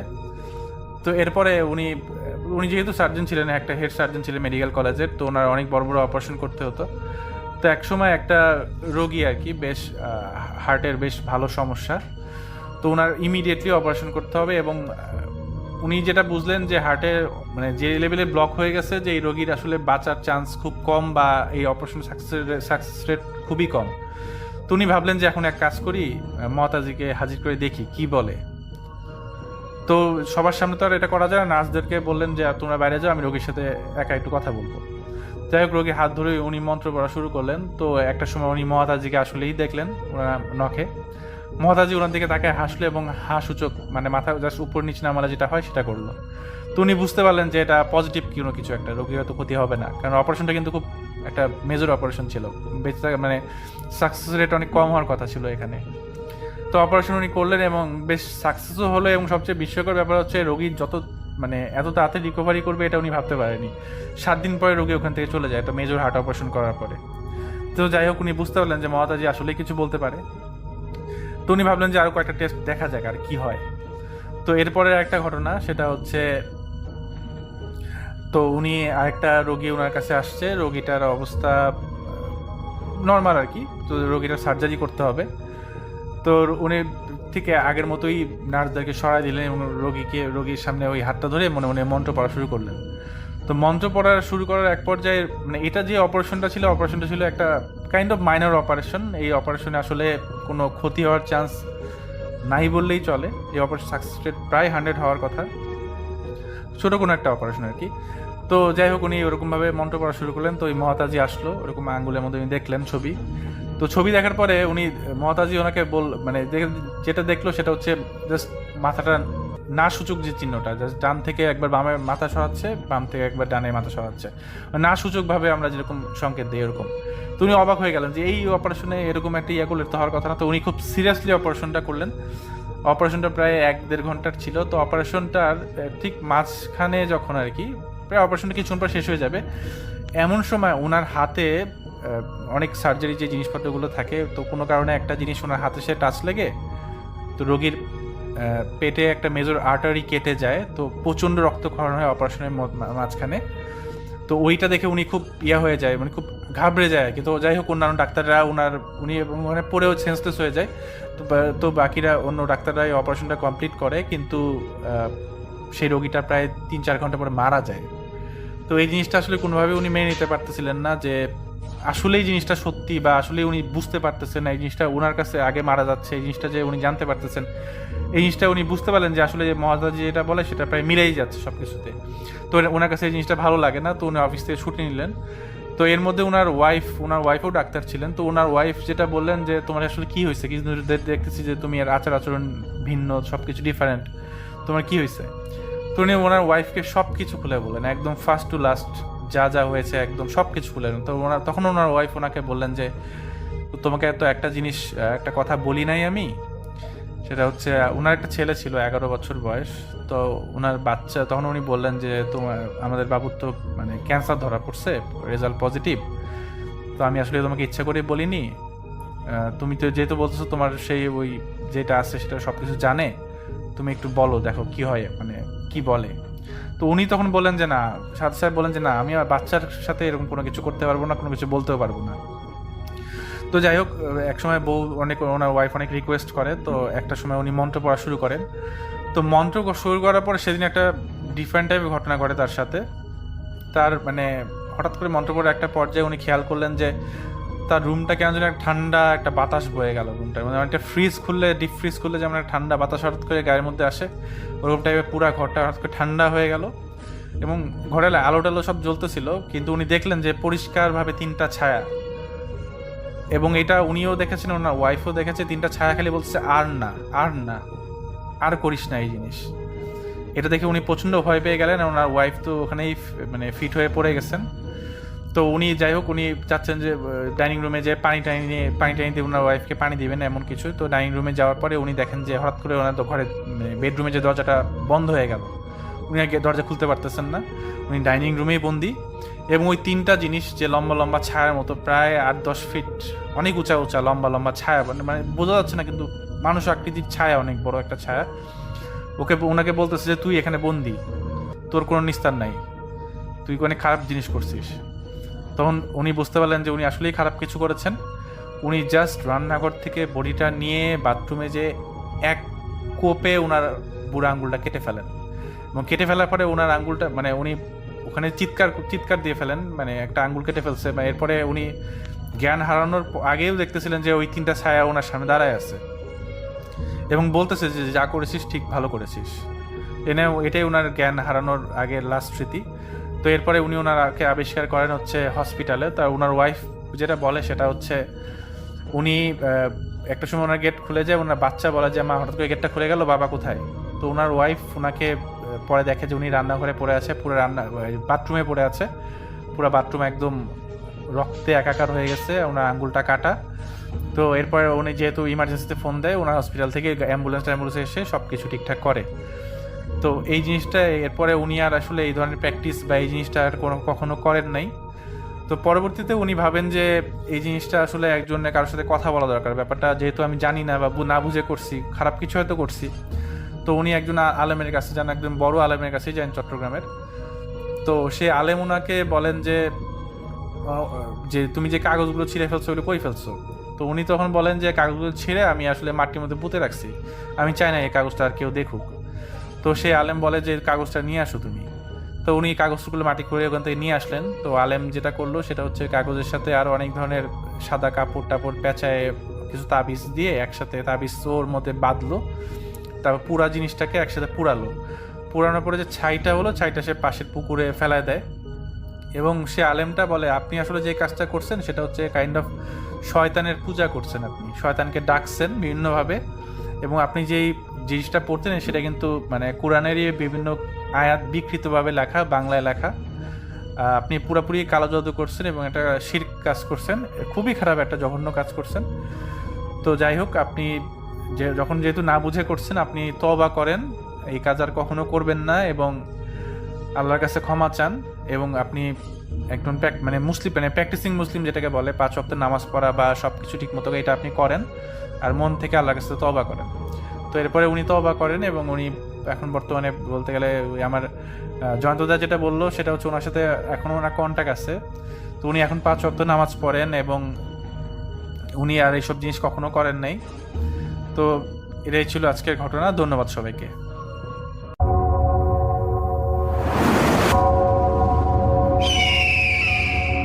Welcome back. আপনাদের সবাইকে স্বাগত জানাই আমি রাসেল। আশা করছি আপনারা সবাই ভালো আছেন, ভালোর তলে আছেন। আমিও ভালো আছি আর ভালোর তলে আছি। চলে যাব আরও একটি ঘটনায়। যদি ভালো লাগে সাথে থাকবেন। আমরা চলে যাব আবারও আফনান ভাইয়ের কাছে, তার ঘটনাটা শুনে আসবো, সেকেন্ড ঘটনাটা, এবং আশা করছি এই ঘটনাটি আপনাদের ভালো লাগবে। চলুন চলে যাই সরাসরি আফনান ভাইয়ের কাছে। থ্যাংক ইউ রাসেল ভাই। এখন যেই ঘটনাটি আমি শেয়ার করব সেটাও আমাদের রাজবাড়ী জেলার ঘটনা। জি তো এটা একটা বিলের ঘটনা। জি। তো এই বিলের অবস্থানটা আমি একটু বলি। এই বিলটা রাজবাড়ী জেলার সুলতানপুর ইউনিয়নের মধ্যে পড়ে গিয়েছে জি। আর কি। তো সুলতানপুর ইউনিয়নের মানে ধর্মসী গ্রাম থেকে এটা আসলে শুরু। তো এটাকে মাসাইলের বিল বলে। জি এটা অনেক বড় বিল, কিন্তু মানে এমনি শুষ্ক মৌসুমে এটা অতটা বোঝা যায় না, কারণ সেখানে চাষাবাদ হয়। কিন্তু বর্ষাকালে, এই যে কিছুদিন পর থেকেই যেটা শুরু হবে বর্ষাকাল, তখন অনেক মানে এত সুন্দর পরিবেশ, এবং ওখানে যেই বাড়িঘরগুলো আছে মানে দ্বীপের মতো দেখা যায়, মনে হয় যে একটা সমুদ্রে অনেকগুলো দ্বীপ এরকম মনে হয়। খুবই সুন্দর একটা পরিবেশ আর কি ওখানে। তো আমি নিজেও ওই বর্ষাকালে আমি সেখানে গিয়েছিলাম, খুব ভালো লেগেছিল। এখন আমি ওই বিল রিলেটেড একটা ঘটনা আমি আপনাদের সাথে Sure. শেয়ার করব। তো ওখানে এই ঘটনাটি রাসেল ভাই ফার্স্ট যে ঘটনাটি বলেছিলাম ওই যে 86 বা 87 সালের দিকে, এই ঘটনাটি ঠিক একই সময়ের দিকের ঘটনা। তো ওখানে নাসিন নামে একটা ছেলে ছিল। তো ওদের বাসা ওখান থেকে আরেকটু এগিয়ে গিয়ে আরেকটা গ্রাম আছে, এটাকে আমার এই মুহূর্তে নাম মনে করতে পারছি না আর কি। জি তো যাই হোক, তো মনে পড়েছে বেলেশ্বর নামে একটা গ্রাম আছে ওখানে। তো ওই বেলেশ্বর গ্রামের নাসির নামে একটা ছেলে ছিল।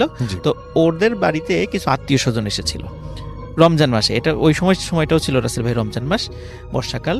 তো রমজান মাসে যখন এসেছিল, তখন রমজান মাসে আসার পরে তো ওদের একটা প্ল্যান ছিল যে যেহেতু আমরা এক সময় একটা আসলাম, তাহলে একটা কাজ করি, আমরা সারাটা দিন যদি একটু বিলে নৌকা নিয়ে একটু ঘোরাঘুরি করি, ইফতারের আগে বাসায় চলে আসবো।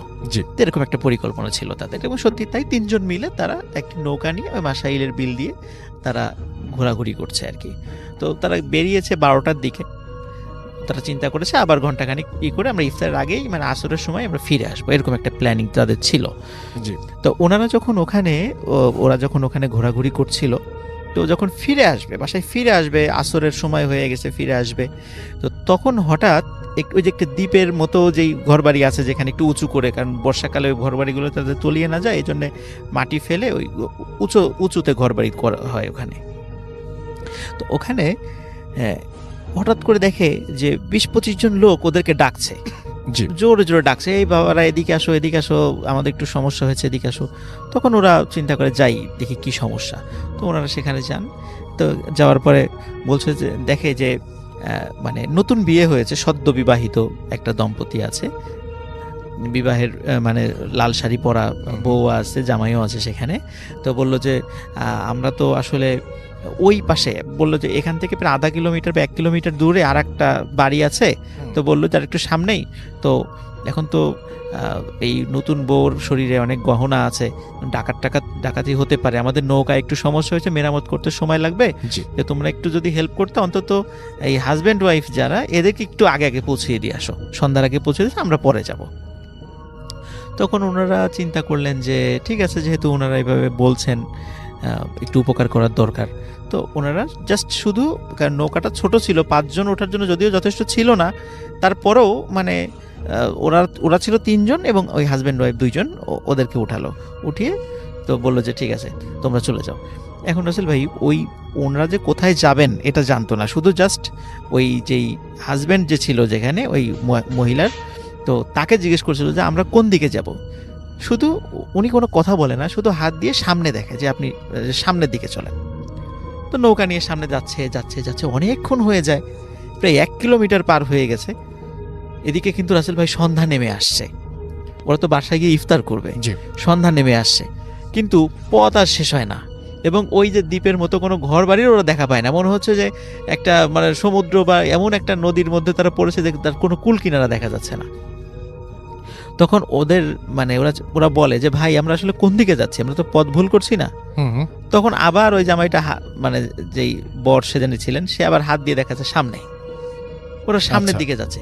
কিন্তু সামনে যত যায় মনে হচ্ছে যে ওরা কোনো উত্তাল স্রোতের মধ্যে আস্তে আস্তে চলে যাচ্ছে, হুম এবং যতটাই সন্ধ্যা হচ্ছিল মনে হচ্ছে যে নৌকা চালাতে অনেক কষ্ট হচ্ছে, এবং নৌকাটা আরো ভারী হয়ে আসছে। এখন ওরা চিন্তা করছে আমরা সারাদিন রোজা আছি, হয়তো বা এই কারণে শরীরের বল কমে গেছে, এই কারণে হতে পারে যে আমাদের ভারী মনে হচ্ছে। কিন্তু আমরা তো আগেও আসছি, মানে যে নাসির যে ছেলেটা বলছে আমি তো এর আগেও বর্ষাকালে আসি, এরকম স্রোত তো কখনো আমি বা এরকম দেখিনি। ঢেউ তো এরকম কখনো আমি দেখিনি, এখানে তো এরকম ঢেউ হয় না কখনো।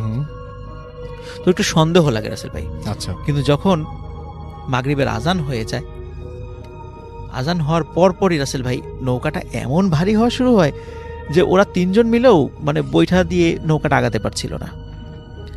তখন ওদের বিশেষ করে নাসিরের মনে একটু সন্দেহ লাগে যে কি ব্যাপার, এমন হচ্ছে কেন। জি। তখন মানে ওরা ওই যখন সন্ধ্যা নেমে আসে, সন্ধ্যার পরে ওই নৌকায় যে 2 জন ছিল, এতক্ষণ শুধু মানে ওয়াইফের চেহারা দেখা যায়নি, বড় ঘোমটা দিয়েছিল, শুধু যেই বর বেশে যে ছিল তার চেহারা দেখা যাচ্ছিল আগের দিনের বেলা। রাসেল ভাই যখন সন্ধ্যার পরে মানে অদ্ভুত রকমের 2টো চেহারা ওরা আবিষ্কার করলো ওদের নৌকায়।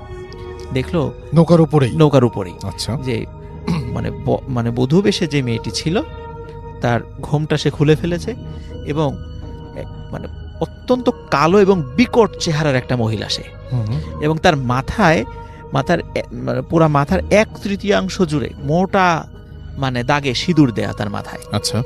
এবং ওই যে সাথে যে বরবেশের যে লোকটা ছিল তার চেহারাও বিকট আকার ধারণ করেছে। তখন এরা 2 জন মিলে যে কাজটা করে রাসেল ভাই, ওই বর এবং বধূ বেশে যে ছিল, এরা 2 জন মিলে ওই 3 জনকে অ্যাটাক করে বসে এবং ধস্তাধস্তি হতে শুরু করে। আচ্ছা।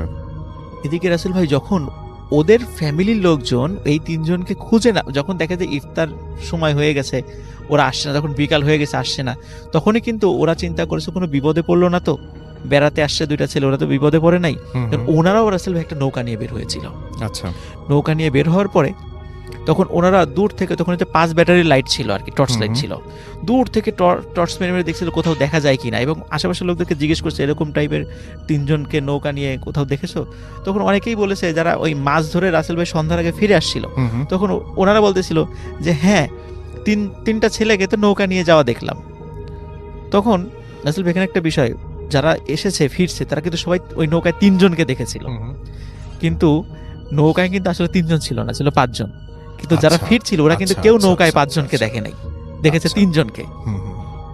তখন ওরা যারা ওই এসেছিল তখন জানে যে অনেক সময় বর্ষাকালে এই সমস্ত জায়গায় কিছু ভয়ের ঘটনা ঘটে থাকে। তখন ওরা চিন্তা করেছিল আমাদেরকে আরো দ্রুত সামনের দিকে এগিয়ে ওদেরকে খুঁজতে হবে। তখন ভাই অনেক দূরে যখন এসেছে তখন টর্চ যখন মেরেছে তখন দূরে একটা নৌকা ওরা দেখছিল, তখন মনে হচ্ছিল যে 3 জন লোক একটা নৌকায় ধস্তাধস্তি হচ্ছে কোনো কিছুর সাথে, কিন্তু কার সাথে হচ্ছে সেটা দেখা যাচ্ছে না। তখন ওনারা দ্রুত নৌকা চালিয়ে সেখানে যান এবং 3 জনকে গিয়ে ওখানে অচেতন অবস্থায় পান। এবং আরেকটা জিনিস রাসেল ভাই, ওনারাও ওখানে গিয়ে আবিষ্কার করেন যে সত্যি সত্যি নৌকাটা এমন একটা জায়গায় যে ভয়ঙ্কর ঢেউ সেখানে ছিল, যে কোনো সময় ওই নৌকাটা যদি মানে উল্টিয়ে যায়, মানে ওরা তো অচেতন হয়ে গেছিল, ওরা কিন্তু আর সাঁতার কাটতে পারবে না, ওরা ওখানে মারা যাবে। তখন ওখান থেকে অচেতন অবস্থায় তাদেরকে উদ্ধার করা হয়।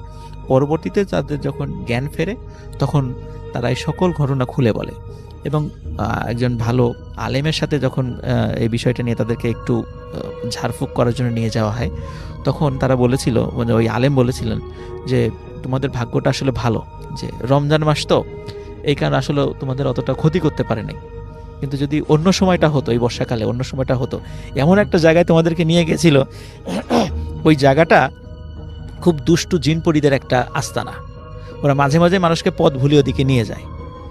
তো তোমরা এই সময়ের কারণে, রমজান মাসের কারণে ওরা অতটা তোমাদেরকে ক্ষতি করতে পারে না, আল্লাহ তোমাদেরকে বাঁচিয়ে দিয়েছেন আর কি। তো এরপরে ওরা মোটামুটি এরপরে ওদের সাথে এই ধরনের ঘটনা রাসেল ভাই কখনো ঘটে নাই। এবং মাসাইলের বিলে বর্ষাকালে এরকম বেশ কিছু প্লেস আছে রাসেল ভাই যেখানে সন্ধ্যার পরে লোকজন কেউ যায় না, ওখানে এখনো এই ধরনের কিছু সমস্যা রয়ে গেছে। এটাই ছিল রাসেল ভাই আমার সেকেন্ড স্টোরি।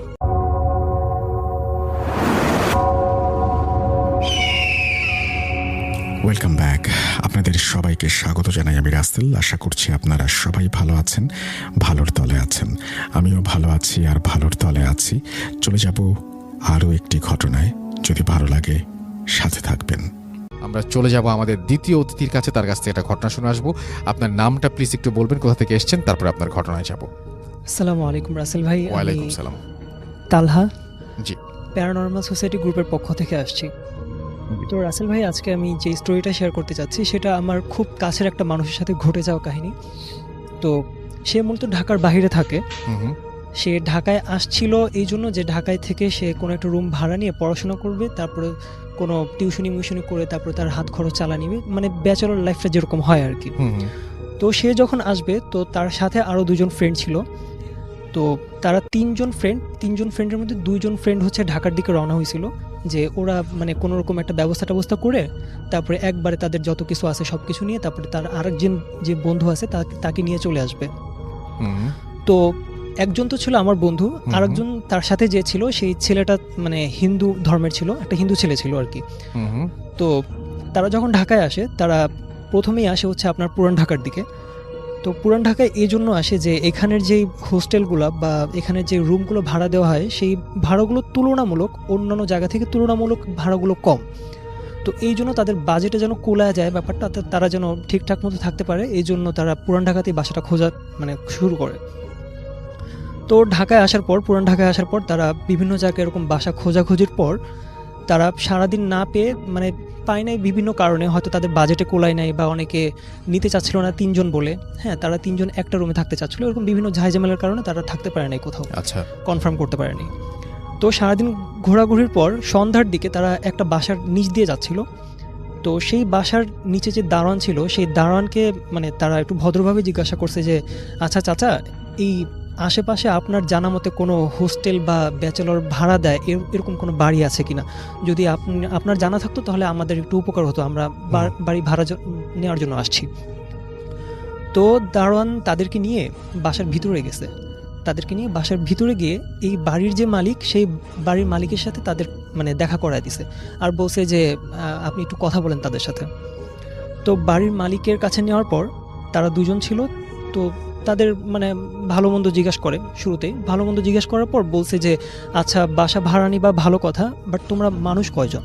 হুম হুম তো বলছে যে হ্যাঁ আমরা আজকে দুজন আসছি, পরে কনফার্ম হয়ে গেলে আমরা আর আমাদের আরেকজন আসছে, তাকে আমরা নিয়ে আসবো, মানে আমরা মোট তিনজন। হুম হুম তো রাসেল ভাই, একটা জিনিস মানে পয়েন্ট করে রাখতেছি যে এই বাড়িওয়ালার সাথে তাদের যে এখন কথাবার্তা হচ্ছে এই জিনিসটা আমি পরে ক্লিয়ার করে দেবো যে সেই কথাটা কেন বলছিল যে তোমরা কয়জন আসো।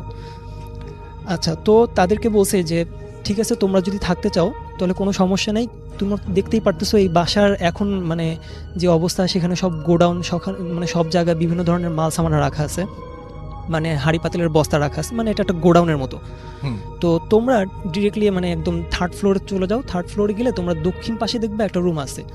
হ্যাঁ, সেই রুমে তোমরা দেখে আসো, যদি তোমাদের পছন্দ হয় তাহলে তোমরা তোমাদের মানে যতটুকু সাধ্য যতটুকু দিয়ে থাকতে পারলে তোমরা খুশি, ততটুকুই ভাড়া তোমরা দিও তোমাদের সন্তুষ্ট মতো, মানে তাদের উপর কোনো ভাড়া প্রেশার নাই। নির্ধারিত করে নেই। তো তারা যখন গেছে তখন হচ্ছে মাগরিবের আজানের একটু আগ মুহূর্তে আর কি। তো বাসাটা যখন দেখতে গেছে রুমটা মানে দরজাটা খুলেই তারা বুঝতে পারছে যে এই রুমের মধ্যে প্রায় বছর খানেক ধরে কেউ থাকে না, এখানে যে কারো বসবাস নাই এটা তারা দেখেই বুঝতে পারছে। বিভিন্ন জায়গায় মানে ময়লা পড়ে আছে, মাকড়সার জাল পড়ে আছে। তো তারা আরেকটু ভিতরে গেছে, ভিতরে যাওয়ার পর ভিতরে যে আরেকটা গেট ছিল, ওই গেট খুলে যখন ঢুকছে তখন দেখছে যে একটা মহিলা মানে জড়ো হয়ে, তার গায়ে 3 পিস ছিল, মাথায় একটা ওড়না ছিল, সে জড়ো হয়ে মানে মানে একদম আটোসাটো হয়ে শুয়েছিল একদম। তো তাদেরকে দেখে ওই মহিলা শোয়া থেকে উঠে গিয়ে বলছে যে বাসা দেখতে আসছো, আচ্ছা ঠিক আছে দেখো, এটা বলেই সে মানে চলে গেছে বাসা, মানে রুম থেকে চলে গেছে। তো তারা বিষয়টা তেমন একটা মাথায় নেয় নাই, যেহেতু বাসার নিচে লোকজন আছে, সেহেতু এই মহিলা যদি বাসারই কেউ হয় তাহলে তারা তো জানেই যে এই মহিলাটা কে। তো তারা তেমন একটা মাথায় নেয় নাই যে এই মহিলাটা কোত্থেকে আসলো বা এখানে এইভাবে কেন শুয়েছিল, তারা তেমন একটা ব্যাপারটা মাথায় নেয় নাই। তো তারা রুম টুম সব দেখছে, রুম টুম দেখার পর তাদের মনে হয়েছে যে ঠিক আছে, আমরা তিনজনের জন্য এই রুমটা পারফেক্ট, আমরা এটাতে থাকতে পারি, যেহেতু আমাদের উপর প্রেশারও নেই টাকা পয়সার। তো বাড়িওয়ালার কাছে গিয়ে বলছে যে আচ্ছা আঙ্কেল, আপনি কনফার্ম করেন, আমরা 1 সপ্তাহের মধ্যে চলে আসতেছি। তো 1 সপ্তাহ পর তার যে আরেকটা ফ্রেন্ড ছিল, মানে তারা মোট 3 জন। তো একজনের কথা তো বললামই যে আমার ফ্রেন্ড, আরেকজন হিন্দু একটা ছেলে ছিল, আর একটা ছেলে ছিল যে একটু ধার্মিক টাইপের, মানে নামাজ কালাম পড়তো, এই জন্য আমি ধার্মিক বললাম আর কি।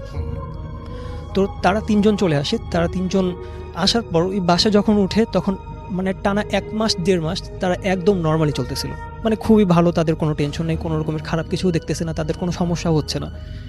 কিন্তু 1.5 মাস পর তারা একটা জিনিস খেয়াল করে যে মাঝে মাঝে রাতের বেলা তাদের ওয়াশরুমের যে মানে ভেজা স্যান্ডেলটা আছে, সেই ভেজা স্যান্ডেল কিন্তু রাসেল ভাই যদি স্যান্ডেলটা ভেজা থাকে তাহলে সেটা যদি কেউ হাঁটে তাহলে সেটার আওয়াজটা কিন্তু ভিন্ন হয়। সাধারণভাবে হাঁটলে এক ধরনের আওয়াজ হয়, কিন্তু ভেজা স্যান্ডেল কিন্তু মানে মানে অন্য ধরনের একটা আওয়াজ হয়, মানে বোঝা যায় যে এটা একটা ভেজা স্যান্ডেল। তো এই জিনিসটার আওয়াজটা বেশি খেয়াল করে হচ্ছে আমার যে ফ্রেন্ডটা, যার থেকে আমি ঘটনাটা কালেক্ট করছি, সেই জিনিসটা বেশি খেয়াল করে। তো একটা জিনিস বলিনি রাসেল ভাই, যে ওই হিন্দু যে ছেলেটা ছিল সেই ছেলেটা কিন্তু কখনো প্যারানর্মাল কোনো বিষয় সে কখনো ফেস করে নাই। তো তার এইসব বিষয় মানে জিনিস কখনো বিশ্বাসী হয় না, আর সে মানে মানে খুব সাহসী একটা মানুষ। তো এই কথা শোনার পর তার কাছে ব্যাপারটা একটু হাস্যকর মনে হয়েছে, আর তাকে বলছে যে মানে তাদের মধ্যেই মানে ব্যাপারটা একটু হাসাহাসি করে বলছে যে তোর কি মনে হয় যে জিনরা এতই পয় পরিষ্কার যে একদম জুতা পরে হাঁটাহাঁটি করবে, বাথরুমে যাবে জুতা পরে, বাথরুম থেকে বের হবে জুতা পরে, এতই পয় পরিষ্কার ওরা? মানে একটু মজা করে বলছে, উড়া দিছে কথাটা। তো ঠিক আছে, ও বুঝে নিছে যে আচ্ছা ঠিক আছে আমার শোনায় মানে শুনতে ভুল হয়েছে হয়তো। তো তারপরে আমার ফ্রেন্ড তার কিছুদিন পরে যে জিনিসটা মানে একটা স্বপ্ন সে দেখতো, হঠাৎ করে একটা স্বপ্ন সে দেখা শুরু করছে। স্বপ্নটা এমন ছিল যে তারা যে ফ্লোরে শুয়ে থাকে, যে ফ্লোরে তাদের কোনো খাট ছিল না, ফ্লোরে তারা বেড করে শুয়ে থাকতো। তো ওই মানে তারা দুইজন বাকি যে দুজন ফ্রেন্ড তারা একসাথে শুইতো, আর সে একটু আলাদা হয়ে শুইতো আর কি। তো তার পাশে একটু জায়গা খালি ছিল। স্বপ্নে সে দেখতো যে ওই যে মহিলাটা যারা যে মানে বাসা যখন দেখতে আসছে তখন যে মহিলাটাকে শুয়ে থাকতে দেখছিল, সেই মহিলাটা সেম জামা পরা, হ্যাঁ, তার দিকে ঘুরে খুব মানে করুণ দৃষ্টিতে তাকায় আছে, মানে এমনভাবে যেন সে কোনো সাহায্যের আবেদন চাচ্ছে। তার মুখটা একদম মলিন ছিল, কিছু একটা বলতে চাচ্ছিল সে, এরকম মানে মুখটা করে আছে। তো স্বপ্নটা যখন দেখছে, তো ঘুম থেকে ওঠার পর এই স্বপ্নটা ওই হিন্দু ফ্রেন্ডটাকে বলছে যে আমি ওরে দেখছি, আমি ওই মহিলাটাকে দেখছি। তো ওই হিন্দু ফ্রেন্ডটা বলছে যে এটা একটা নর্মাল ব্যাপার, আমরা অনেক সময় এরকম স্বপ্নে দেখি, একটা মানুষকে একবার দেখে তাকে আমরা স্বপ্ন দেখতেই পারি, এটা স্বাভাবিক ব্যাপার, এটাতে এত ঘাবড়ানোর কি আছে। তো আচ্ছা ঠিক আছে, স্বপ্নকে আমি স্বপ্নভাবে নিলাম, তারপরে সেটা মানে মানে বাদ দিয়ে দিল, আচ্ছা ঠিক আছে। তো কিন্তু সেকেন্ড দিনই ভাই একদম মানে একদম পরের দিনই সে সেম জিনিসটা আবার দেখলো, যে ওই মহিলাটা তার পাশে শুয়ে আছে, আর পাশে শুয়ে ওরকমভাবেই মানে করুণ দৃষ্টিতে তাকায় আছে, কিছু একটা বলতে চাচ্ছিল, সাহায্যের আবেদন চাচ্ছিল, মানে এমন একটা মুখ নিয়ে সে শুয়ে আছে। তো সেকেন্ড দিন দেখার পর তার মনে একটা খটকা বাজছে যে আমি ঠিক আছে একদিন দেখলাম ভালো কথা, কিন্তু লাগাতার 2 দিন সেম জিনিস কেন দেখলাম। তখন তার মনে হয়েছে যে আমাকে কোনো মেসেজ দেওয়া হচ্ছে, বা আমাকে কি কোনো এই স্বপ্নের মাধ্যমে কিছু বোঝানো হচ্ছে যে এই বাসায় কিছু আছে বা কিছু ঘটতে চলছে আমাদের সাথে, এমন কোনো মেসেজ আমাকে দেওয়া হচ্ছে কিনা। তো সেই দিন মানে সেই স্বপ্নটার মানে তার ফ্রেন্ডকে বলে নাই, কারণ ওরা সবসময় মজা করে উড়া দেয় সব কিছু। একদম তার পরের দিন মানে থার্ড দিন, মানে লাগাতার 3 দিন এই স্বপ্নটা দেখলো আর কি। তৃতীয় দিন যেই স্বপ্নটা দেখছে যে সেই মহিলাটা সেভাবেই শুয়ে আছে, মানে তার দিকে ওইভাবেই তাকায় আছে, কিন্তু যে জিনিসটা অতিরিক্ত দেখছে সেটা হচ্ছে তার পায়ের সামনে একটা শূকর দাঁড়ানো ছিল। আচ্ছা, একটা খুব শূকর, ইন্টারেস্টিং, খুব আজব ব্যাপার এটা। এটা একটা শূকর দাঁড়ানো ছিল, আর শূকরের হাতে একটা ধারালো অস্ত্র বা এমন কিছু ছিল যেটা দিয়ে মানুষকে আঘাত করলে সে মারা যাবে, এমন কোনো ধারালো অস্ত্র ছিল। আর সেই মহিলাটা তার দিকে তাকায় এরকমভাবে মানে করুণ দৃষ্টিতে তাকায় ছিল। তো এই দিন স্বপ্নটা দেখে তার ভয় লাগছে যে না, এটার একটা মানে আছে, অবশ্যই এটার একটা মানে আছে, নাহলে আমি লাগাতার এরকমভাবে আমাকে একটা জিনিস বারবার দেখানো, হ্যাঁ, এটার একটা অবশ্যই একটা মানে আছে।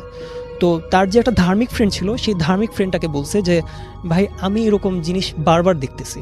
আর এই মহিলাটাকে যখন আমরা বাসায় আসছিলাম তখন আমরা দুজন এই মহিলাটাকে বাসায় দেখছিলাম, যে এই মহিলাটা বাসায় শুয়ে আছে, আমি সেম জামা কাপড়ই তাকে দেখছি।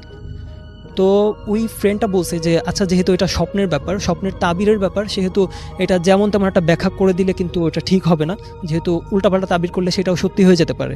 তো এমন কাউকে জিজ্ঞাসা করবো যে স্বপ্নের তাবিরের ব্যাপারে খুব অভিজ্ঞ, এমন কোনো হুজুরের কাছে গিয়ে তারপরে সেটা আমরা তার কাছে যদি জানাই তাহলে সে যেটা বলবে সেই অনুযায়ী আমরা চলতে পারবো, সেটা আমাদের জন্য ভালো হবে। তো তখন তারা হয়তো কাউকে পায় না এরকমভাবে, তো সেটা শেয়ার করা হয় নাই অল্প সময়ের মধ্যে। তো কিছুদিনের মধ্যে মানে তারা হোস্টেলটা মানে ছুটিতে পায়, একটা ছুটিতে তারা হোস্টেলটা ছেড়ে যার যার বাসায় চলে যায়। যার যার বাসায় চলে যাওয়ার পর যখন তাদের ছুটিটা শেষ হয় তখন ওই যে তাদের হিন্দু একটা ফ্রেন্ড ছিল তাদের মধ্যে, সেই হিন্দু ফ্রেন্ডটা মানে একদিন আগে চলে আসে, তাদের একদিন আগে চলে আসে, হয়তো টিকিটের কোনো সমস্যার কারণে বা যে কোনো একটা সমস্যার কারণে বাকি দুইজন একটু পরে লেট করে আসে, বাকি সে একদিন আগে চলে আসে। তো হোস্টেলে চলে আসার পর বা তার রুমে চলে আসার পর সে রুম টুম গোছগাছ করে তারপরে নিজের মতো কাজ করতেছিল। সন্ধ্যার দিকে সে পড়তেছিল, তার পড়ার টেবিলে পড়তেছিল। হুম। সে খেয়াল করছে যে তার রুমে কেউ আলতো করে নক করতেছে, তার রুমের গেটে কেউ নক করতেছে। তো স্বাভাবিক সে গেল, যে কেউ নক করতেই পারে বাসায়, যদিও কোনো হয়তো দারোয়ান হতে পারে, বাড়িওয়ালা হতে পারে, যদিও এখানে কেউ থাকে না, বাট হতে পারে কেউ। তো নর্মালি ব্যাপারটা নিয়ে সে গেটের সামনে গেল, গেট খুলে যেটা দেখলো এই সেই মহিলা, যেই মহিলাকে সে মানে বাসায় যেদিন ঢুকছিল, সে যেই মহিলাকে শুয়ে থাকতে দেখছিল, এটাই সেই মহিলা। সেই মহিলা এসে তার কাছে মানে কান্না কান্না করে বলতেছে যে বাবা, আমার ছেলে এখনো বাসায় আসে না, ও এখন বাসায় আসতেছে না, ওর একটু খুঁজে বের করো, হুম। ওর একটু খুঁজে বের করো। এটা বলেই ওই মহিলা সিঁড়ি দিয়ে নিচে দৌড় দিছে। আচ্ছা। তো ওই মানে ওই ছেলেটা মানে কোনো কিছু চিন্তা করে না যে আমি কি যাব নাকি যাব না, বা এই মহিলাটাকে আমার ফ্রেন্ড স্বপ্ন দেখছে, সেদিনও আমি দেখলাম। মানে তার ভিতরে ওই প্রশ্নগুলোর থেকে বেশি আসতেছিল যে মানবতার খাতিরে আমি চলে যাই, আমি তাকে সাহায্য করি, ছেলেটাকে খুঁজে বের করি। তো ওই মহিলাটার পিছনে পিছনে যাচ্ছিল সে, তাদের মধ্যে মানে পার্থক্যটা বেশি ছিল না। মানে সে এতটুকু পার্থক্য ছিল যে সে যদি গেট থেকে বের হয়ে মানে এদিক সেদিক তাকায়, তাহলে ওই মহিলাটাকে দেখতে পারবে আর তাকে ফলো করতে পারবে যে সেই মহিলাটা কোন দিকে যাচ্ছে।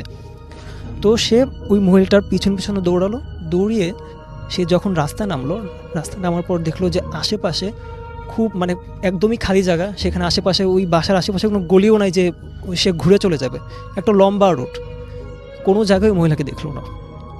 হুম। তো সে ফিরে আসলো, ফিরে আসার পর দারোয়ানকে জিজ্ঞাসা করলো যে আচ্ছা চাচা, আপনি কি এখানে কোনো মহিলাকে দৌড়ায় যেতে দেখছেন কিনা?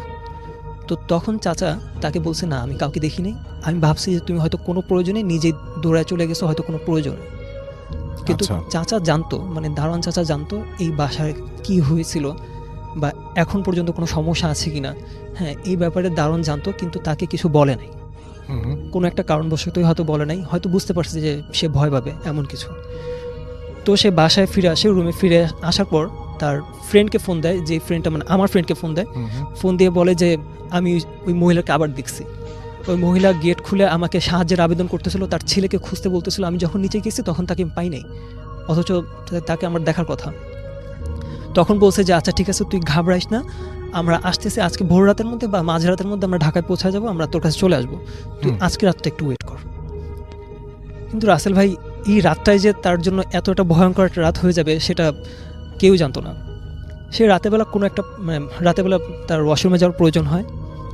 যখন ওয়াশরুমে যায় রাসেল ভাই, তার ঘাড়ের মধ্যে মানে সে বসা অবস্থায় ঘাড়ের মধ্যে ফিল করতে পারে যে মানে বাতাসে যদি কোনো পশম বা চুল যদি তার ঘাড়ের মধ্যে এসে টাচ করে, সে যেরকম অনুভব করবে সে সেরকমভাবে অনুভব করতেছিল যে তার ঘাড়ের মধ্যে কিছু একটা লাগতেছে।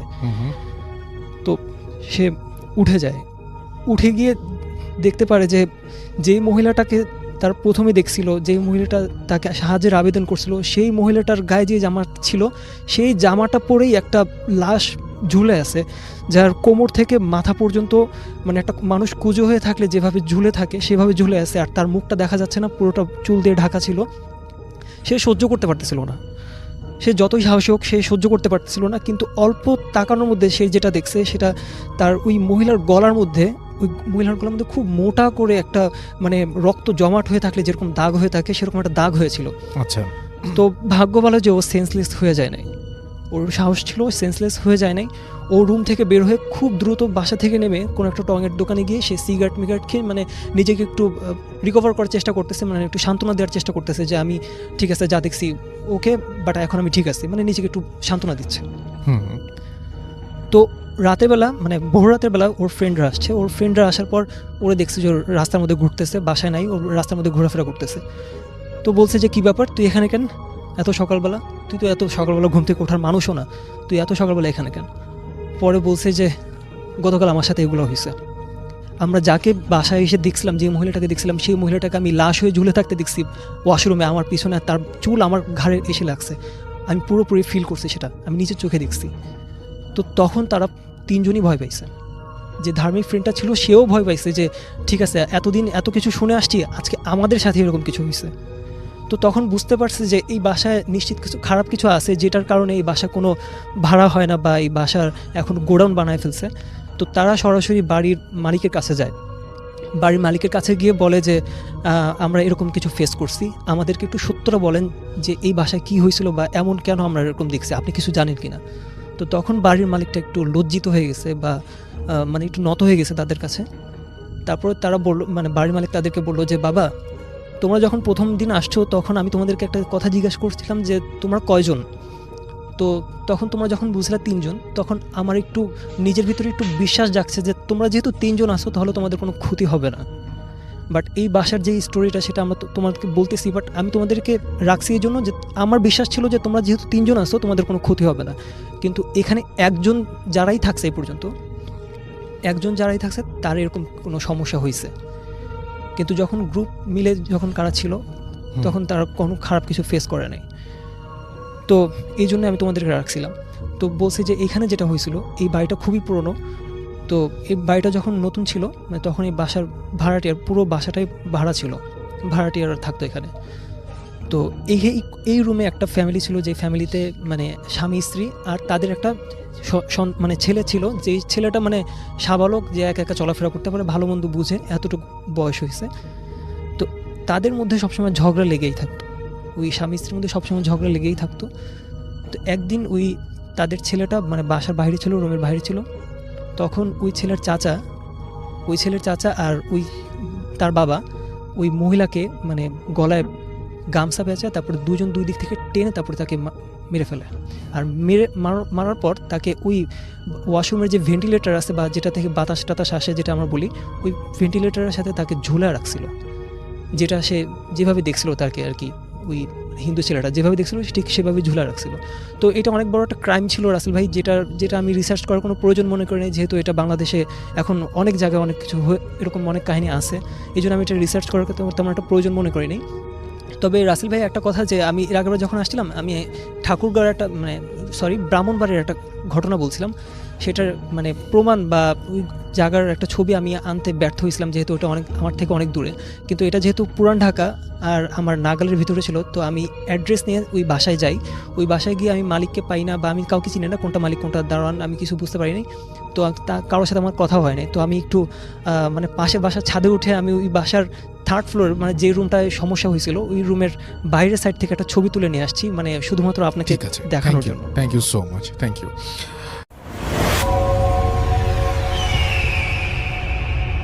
হ্যালো লিসেনার্স, আশা করি ঘটনাগুলো আপনাদের ভালো লেগেছে। আমি চেষ্টা করেছি বাছাই করে ঘটনাগুলো আপনাদের মাঝে শেয়ার করার। আমি প্রতিদিনই ঘটনাগুলো বাছাই করে আপনাদের মাঝে একটি করে এপিসোড শেয়ার করার চেষ্টা করি। যদি আমার ঘটনাগুলো একটু ভালো লাগে তাহলে অবশ্যই এই চ্যানেলটি সাবস্ক্রাইব করবেন।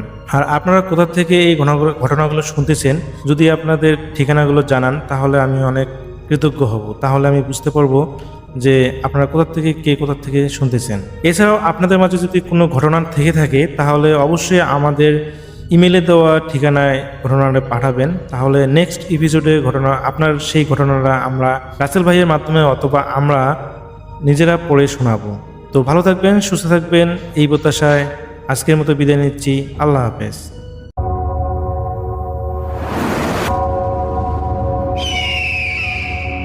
Welcome back. আপনাদের সবাইকে স্বাগত জানাই আমি রাসেল। আশা করছি আপনারা সবাই ভালো আছেন, ভালোর তলে আছেন। আমিও ভালো আছি আর ভালোর তলে আছি। চলে যাব আরও একটি ঘটনায়, যদি ভালো লাগে সাথে থাকবেন। এই ঘটনাটি আমাদেরকে যিনি পাঠিয়েছেন তার নাম রমজান। এই ঘটনাটি রমজান ভাই উনি ওনার মামার কাছ থেকে সংগ্রহ করেছেন। ওনার আম্মু এবং মামা ওনারা 4 ভাই বোন। এর মাঝে ওনার আম্মু মানে রমজান ভাইয়ের আম্মু হচ্ছে সবার ছোট, বাকি মামারা বড়। আর ঘটনাটা মূলত ওনার নানার সময়কালের। তখন ওনার নানা কুমিল্লার একটি গ্রামে একটা মসজিদে ইমামতি করতেন। তো ওই জায়গাটার নাম উনি বলেন নাই, কারণ ওই জায়গাটার নাম শেয়ার করার অনুমতি পান নাই। তো ওনার নানা সবে মাদ্রাসায় লেখাপড়া শেষ করে একটা মসজিদে ইমামতি করছেন। ইমামতি করতে খুব একটা বেশি ঝামেলা হচ্ছিল না, মোটামুটি ভালোই দিনকাল পার করছিলেন আর কি। তো আশেপাশের লোকজনও বেশ আন্তরিক ছিল, যার কারণে কোনো সমস্যা হচ্ছিল না। আর উনি ওনার ওস্তাদের কাছ থেকে বেশ কিছু রুকিয়া করার পদ্ধতি জানতেন, ঝাড়ফুঁক করার বিভিন্ন কলা কৌশল উনি জানতেন, যার কারণে উনি হালকা ঝাড়ফুঁক করতেন। কোনো মানুষ যদি কোনো সমস্যা নিয়ে আসতো তো উনি মোটামুটি ওনার যতটুকু জানা ছিল আর কি তার ভিতর থেকে উনি কাজ করতেন। তবে উনি কোনো তাবিজ দিতেন না। তো এইভাবেই কেটে যাচ্ছিল দিন। এর মধ্যে কেটে যায় 2টি বছর। তো যেহেতু উনি লেখাপড়া শেষ করেছেন, মসজিদে ইমামতি করছেন, আর বিয়ের বয়সও হয়ে গিয়েছিল, এই জন্য নানার বাড়ি থেকে বিয়ের কথা বলা হয়। তো উনিও রাজি হয়ে যান যে গার্ডিয়ানরা যেহেতু বলছে। তো তখন নানার জন্য পাত্রী দেখা শুরু হয়। তা আল্লাহর রহমতে একটা ভালো মেয়ের সন্ধানও পাওয়া যায়। তো ঠিকঠাক মতো বিয়ে শাদিও শেষ হয়ে যায়। বিয়ের বছর খানেক পরে এই নানার ঘর আলোকিত করে বড় মামার জন্ম হয়, মানে এই যে রমজান ভাইয়ের বড় মামার জন্ম হয়। তো এর বছর খানেক পরে ওনার আরো এক মামার জন্ম হয়। তো এর মাঝে হয় কি, ওনার নানার মসজিদের চাকরিটা আবার চলে যায়। তখন কি করবেন, নানা কুমিল্লা থেকে বাড়িতে চলে আসেন। তখন কি করবেন না করবেন এটা নিয়ে তো ভাবছেন, আসলে অন্য কোনো কাজ তো উনি শেখেন নাই, মাদ্রাসা থেকে লেখাপড়া করেই উনি ইমামতি শুরু করেছেন। তো এখন এলাকায় এসে উনি চিন্তা করলেন যে একটু অন্য ধরনের কাজ করা যাক, বিশেষ করে ব্যবসা বাণিজ্য। আর উনি যে ঝাড়ফুঁক করতেন ওই কাজটা কিন্তু উনি করতেন, এটা নিয়ে কোনো সমস্যা ওনার ছিল না। এটা উনি রেগুলার করে যাচ্ছিলেন। বাড়িতে এসেও বিভিন্ন লোক তার কাছে আসলে উনি যতটুকু পারতেন নাকি সেটা করে দিতেন। তো এর মধ্যে নানার আরো কয়েকজন সন্তান হয়। তো মোট 4 জন সন্তান ওনার হয়েছিল আর কি টোটাল। তো ওনার বড় 2 ছেলেকে উনি মাদ্রাসায় দেন, ভালো করে লেখাপড়া করছিল। তো হঠাৎ করে একবার হয় কি, নানার কাছে একটা নালিশ আসে মাদ্রাসার একজন হুজুর। তো উনি নালিশ করেন যে আপনার ছেলে প্রায় 15 দিন যাবত মাদ্রাসায় যায় না, কি হয়েছে, ওর কি শরীর খারাপ কিনা, না কি ব্যাপার আমাকে বলেন তো, কোনো খোঁজ খবর পাচ্ছি না, আমাকে তো কিছু জানালেনও না, ও মাদ্রাসা আসে কিনা, আমাদের তো চিন্তা হয়। একথা শোনার পর নানা তো আকাশ থেকে পড়েন যে কি বলেন হুজুর, ও তো প্রতিদিন সকালবেলা মাদ্রাসায় যায়, আমি নিজে ওকে ঘুম থেকে তুলে দিই, আবার মাদ্রাসা থেকে তো চলেও আসে। তখন হুজুর বলে, না তো আজও তো মাদ্রাসায় যায়নি, আপনি কি আজকে ওকে ঘুম থেকে তুলে দিচ্ছেন? বলে, হ্যাঁ দিছি তো। তখন হুজুর বলে যে আপনার কোথাও ভুল হচ্ছে, ও মাদ্রাসায় যায় না এটা আমি নিশ্চিত, আপনি ওর সাথে একটু কথা বলেন যে কোথায় যায়। বাচ্চা মানুষ আবার মাদ্রাসার কথা বলে বাড়ি থেকে বাইরে বের হয়ে খেলাধুলা করতে চলে যায় কিনা, নাকি অন্য কোনো সমস্যা হয়েছে, আপনি একটু কথা বলেন। তখন নানা তো বাড়িতে আসছেন, তখনও কিন্তু বড় মামা আসে নাই, বাসায় ফেরে নাই। তো দেখি ঠিকই নির্দিষ্ট সময় চলে আসছেন তিনি। তখন নানা তো ধরছে, কিরে তুই নাকি 15 দিন ধরে মাদ্রাসায় যাস না? তখন মা বলে, না আমি তো প্রতিদিনই মাদ্রাসায় যাই, হুজুর কেন এই কথা বলবে? এই কথা শোনার পর নানা কি করছেন, এই বড় মামাকে ধরে বেধড়ক পিটুনি দিছেন। আর এরপর পিটুনি খাওয়ার পর উনি বলতেছেন যে, মানে তখন একটা কথা বলে আর কি, যেটা সবাইকে চিন্তায় ফেলে দেয়। তো বড় মামা বলেন যে আমি তো প্রতিদিন মাদ্রাসায় যাওয়ার জন্য বের হই, তো মাদ্রাসায় যাওয়ার আগে মাঝখানে একটা শ্মশান ঘাট আছে, ওই বরাবর যাওয়ার পর কেন জানি আমার খুব ঘুমে ধরে, তখন আমি অন্য কোনো কিছু ভাবতে পারি না, তখন একটা জায়গায় গিয়ে আমি ঘুমিয়ে পড়ি, আবার ঘুম ভাঙলে দেখি সন্ধ্যা লেগে যাচ্ছে, তখন আমি বাসায় চলে আসি। এখন এই ঘুমের মাঝখানে কি হয় এটা আমি কিছু বলতে পারি না। এইটা শোনার সাথে সাথে নানার কিন্তু সন্দেহ লাগে যে ছেলেটা নিশ্চয়ই সত্যি কথাই বলছে, এবং তার আচার আচরণ বা শারীরিক যে পরিবর্তন এই 15 দিনে, আর তাছাড়া উনি তো ঝাড়ফুঁক করতেন, চোখ দেখলেই কিছুটা হলে বুঝতে পারতেন কোনো সমস্যা আছে কিনা। তো এই 15 দিন তো আসলে উনি অতটা খেয়াল করেন না। তো এরপরে কি হয় যে নানা বলেন যে ঠিক আছে তোর কালকে মাদ্রাসায় যাওয়ার দরকার নেই, তুই বাসায় থাক। তখন এই নানা নানিকে বলেন যে ওর দিকে একটু খেয়াল রেখে তো, আর কোনো সমস্যা হলে সাথে সাথে আমাকে খবর দিবা। তো নানা কিন্তু ওই সময় টুকটাক ব্যবসা বাণিজ্য, মানে মুদিখানার দোকান দিয়েছিলেন, মুদিমালের ব্যবসা ট্যাবসা উনি করতেন আর কি। অনেক সময় আবার কিছু কিছু জিনিস অনেক জায়গায় রাখি মাল বলে, রাখি মাল বলতে কি কোনো জিনিস রেখে দেওয়া হয়, সিজন আসলে বিক্রি করা হয়, পেঁয়াজ রসুন এরকম বেশ কিছু জিনিস আছে আর কি, রাখি মালের ব্যবসা মুদিমালের ব্যবসা, এটা উনি করতেন আর কি। ওই সময় দোকানও ছিল।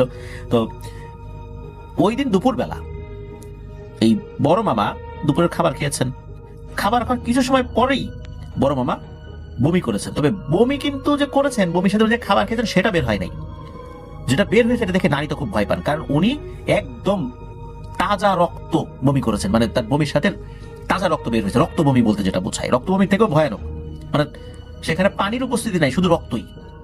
এটা দেখার সাথে সাথে নানি তো অনেক ভয় পেয়ে যান। আর নানি এটাও খেয়াল করেন এই রক্তের মধ্যে কালো কালো কি যেন একটা জিনিস বের হয়। তখন নানি এটা দেখে বুঝতে পারেন যে এটা আসলে কয়লা। উনি দ্রুত নানাকে খবর দেন। নানা তো এই খবর শোনার সাথে সাথে চলে আসেন, উনি ওনার মতো করে ঝাড়ফুঁক করেন।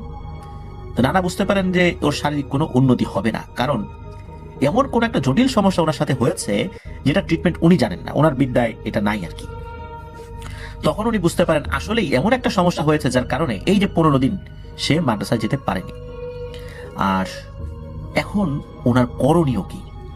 তখন ওনার যিনি ওনার ওস্তাদ কিন্তু খুব বেশি দূরে না, ওনাদের কয়েক গ্রাম পরেই আর কি। তো উনি একজন ইমাম সাহেব, উনি দ্রুত ওনার ওস্তাদের কাছে যান এবং এই বিষয়ে উনি কথা বলেন, সবকিছু খুলে বলেন যে এই ব্যাপার, এরকম 15 দিন মাদ্রাসায় যেত না, তারপরে এই আজকে এই ঘটনা ঘটছে। এই কথা শোনার পর ওনার উস্তাদ বলেন যে দেখো, আসলে যতটুকু শুনলাম এটা তো আমার কাছে ভালো মনে হচ্ছে না, তারপর আমাকে কয়েকটা দিন সময় দাও, ওকে একটু চোখে চোখে রাখো, বাইরে বের হতে দেওয়ার দরকার নাই, ও বাড়িতেই থাক, এখন বাইরে বের হলে সমস্যা বাড়বে, আমি একটু খোঁজ খবর নিয়ে দেখি কি করা যায় বা কোনো তথ্য পাই কিনা, আমার জিনেরা আমাকে কোনো খোঁজ খবর এনে দিতে পারে কিনা। তো 2 দিন পর সকালবেলা ওনার ওস্তাদ এই নানাকে খবর পাঠান নাই, উনি নিজেই মানে হন্তদন্ত হয়ে ছুটে আসছেন নানার বাসায়। তো তার ওস্তাদ বাড়িতে আসছেন, নানা তো বেশ উদ্বিগ্ন হয়ে যান যে ওস্তাদকে কোথায় বসাবেন, কি করবেন। তখন ওনার ওস্তাদ বলেন যে বাপু, তোমার এত উদ্বিগ্ন হওয়ার দরকার না, আমি যেটা বলি সেটা মন দিয়ে শোনো। আমার জিনদেরকে দিয়ে 2 দিন ধরে চেষ্টা করছি, আমার জিনেরা কোনো সন্ধানই এনে দিতে পারে নাই। 2 দিন পর আমার জিনেরা এসে বলছে যে হুজুর, আপনি এই বিষয়ে যায়েন না, কারণ আমরা কোনো সন্ধান যেহেতু আনতে পারতেছি না, তবে নিশ্চয়ই এমন কোনো একটা ঝামেলা আছে যেখানে আমরা ঢুকতে পারতেছি না বা আমরা কোনোভাবে সন্ধানটা নিতে পারতেছি না। আর এত গভীর ঝামেলা যদি একবার হয়ে যায়, তাহলে আপনাকেও উদ্ধার করার মতো ক্ষমতা আমাদের থাকবে না, যেহেতু আমরা খবরই আনতে পারতেছি না। সুতরাং আপনি এই ঝামেলায় যদি জড়িয়ে যান, তাহলে আপনাকে কিভাবে ওখান থেকে বের করে আনবো? সুতরাং আপনি এর ভিতরে যাবেন না, ওই বাসায় যান, গিয়ে বলে আসেন যে ওরা আরো ভালো কারো কাছে যেন যায়, আর সেই সাথে আল্লাহ তাআলার কাছে যেন কান্নাকাটি করে, কারণ আমাদের হাতে এটা নাই। তো হুজুর এসে কিন্তু এই বিষয়টা বলেন, হুজুর এটা এসে বলেন এবং এটাও বলেন যে ওই রাত্রে উনি আর একটা স্বপ্নও দেখেছেন। উনি রাতের খাবার শেষ করে যখন ঘুমিয়ে পড়েছেন, তখন ঘুমের মধ্যে একটা স্বপ্ন দেখেছেন যে একটা ছায়ামূর্তি হুজুরের স্বপ্ন জেগে এসে বলছে যে এই হুজুর, তুই কি নিজেকে বেশি বড় মনে করিস নাকি?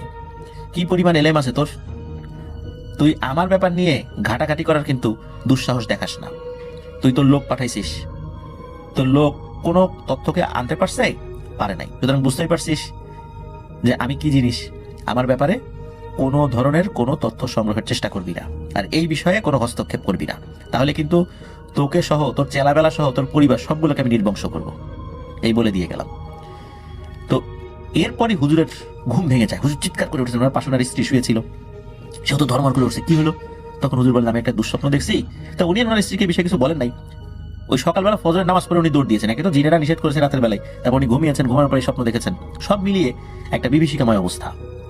তো তখন এই তথ্য উনি যখন প্রয়োজন মনে করলেন তাকে বলার দরকার, এগুলো যখন বললেন, তখন নানা তো খুব চিন্তিত হয়ে পড়ে যে কি করবেন, আসলে এটা সমস্যার সমাধানটা কি।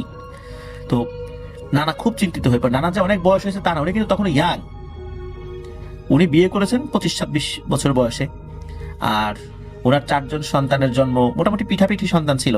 তো ওই সময় এই সমস্যা যখন হয়, তখন নানার বয়স হয়ে যাবে 33, 34, 35 সর্বোচ্চ এরকম আর কি। তো এর মধ্যে একটা খবর আসে, সিলেটে খুব ভালো একজন হুজুর আছেন, তার কাছে নিয়ে যাবেন। তখন একটা মাইক্রোবাস রেডি করা হয়, মাইক্রোবাসে করে এই বড় মামাকে নিয়ে সিলেটে যাবেন তারা। তো তারা রওনাও দেন, নানিও আছেন সাথে।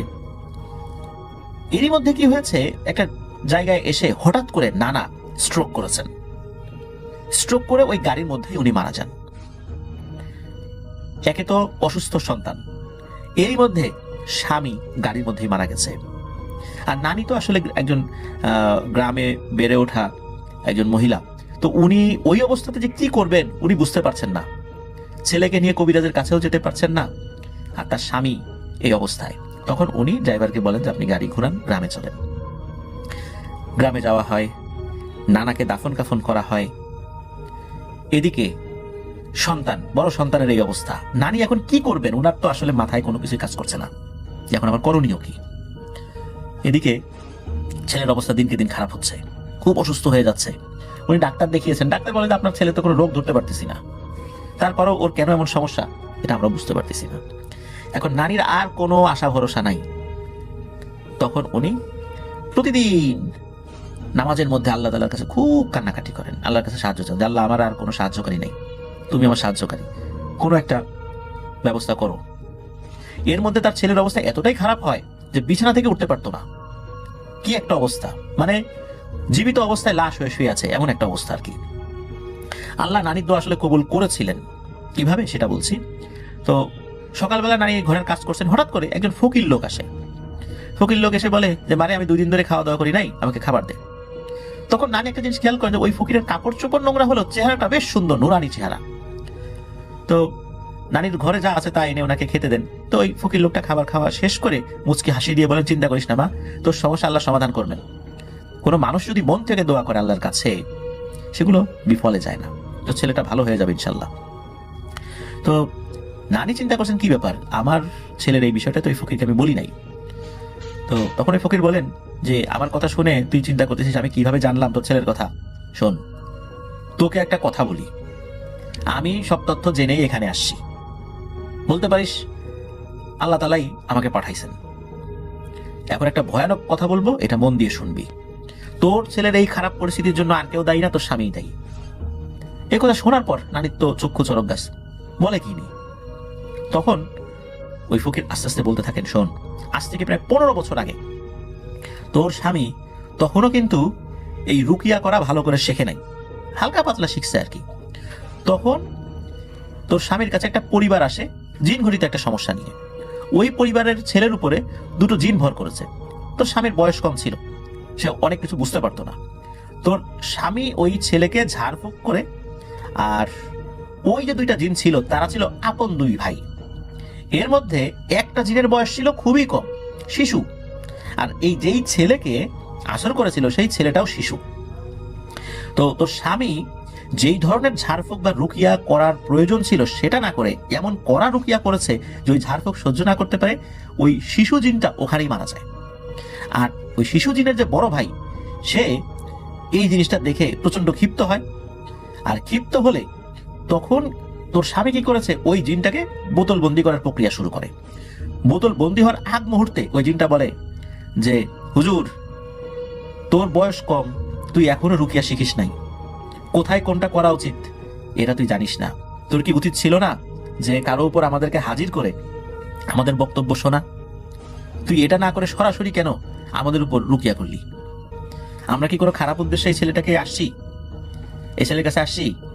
এই ছেলেটা ছোট, আমার ছোট ভাই ওর সাথে খেলতে পছন্দ করে, তাই আমিও আসি আমার ছোট ভাইকে দেখার জন্য, ছোট ভাইয়ের সাথে থাকার জন্য, কারণ অন্য জিনেরা এসে তো আমাদের ক্ষতি করতে পারে।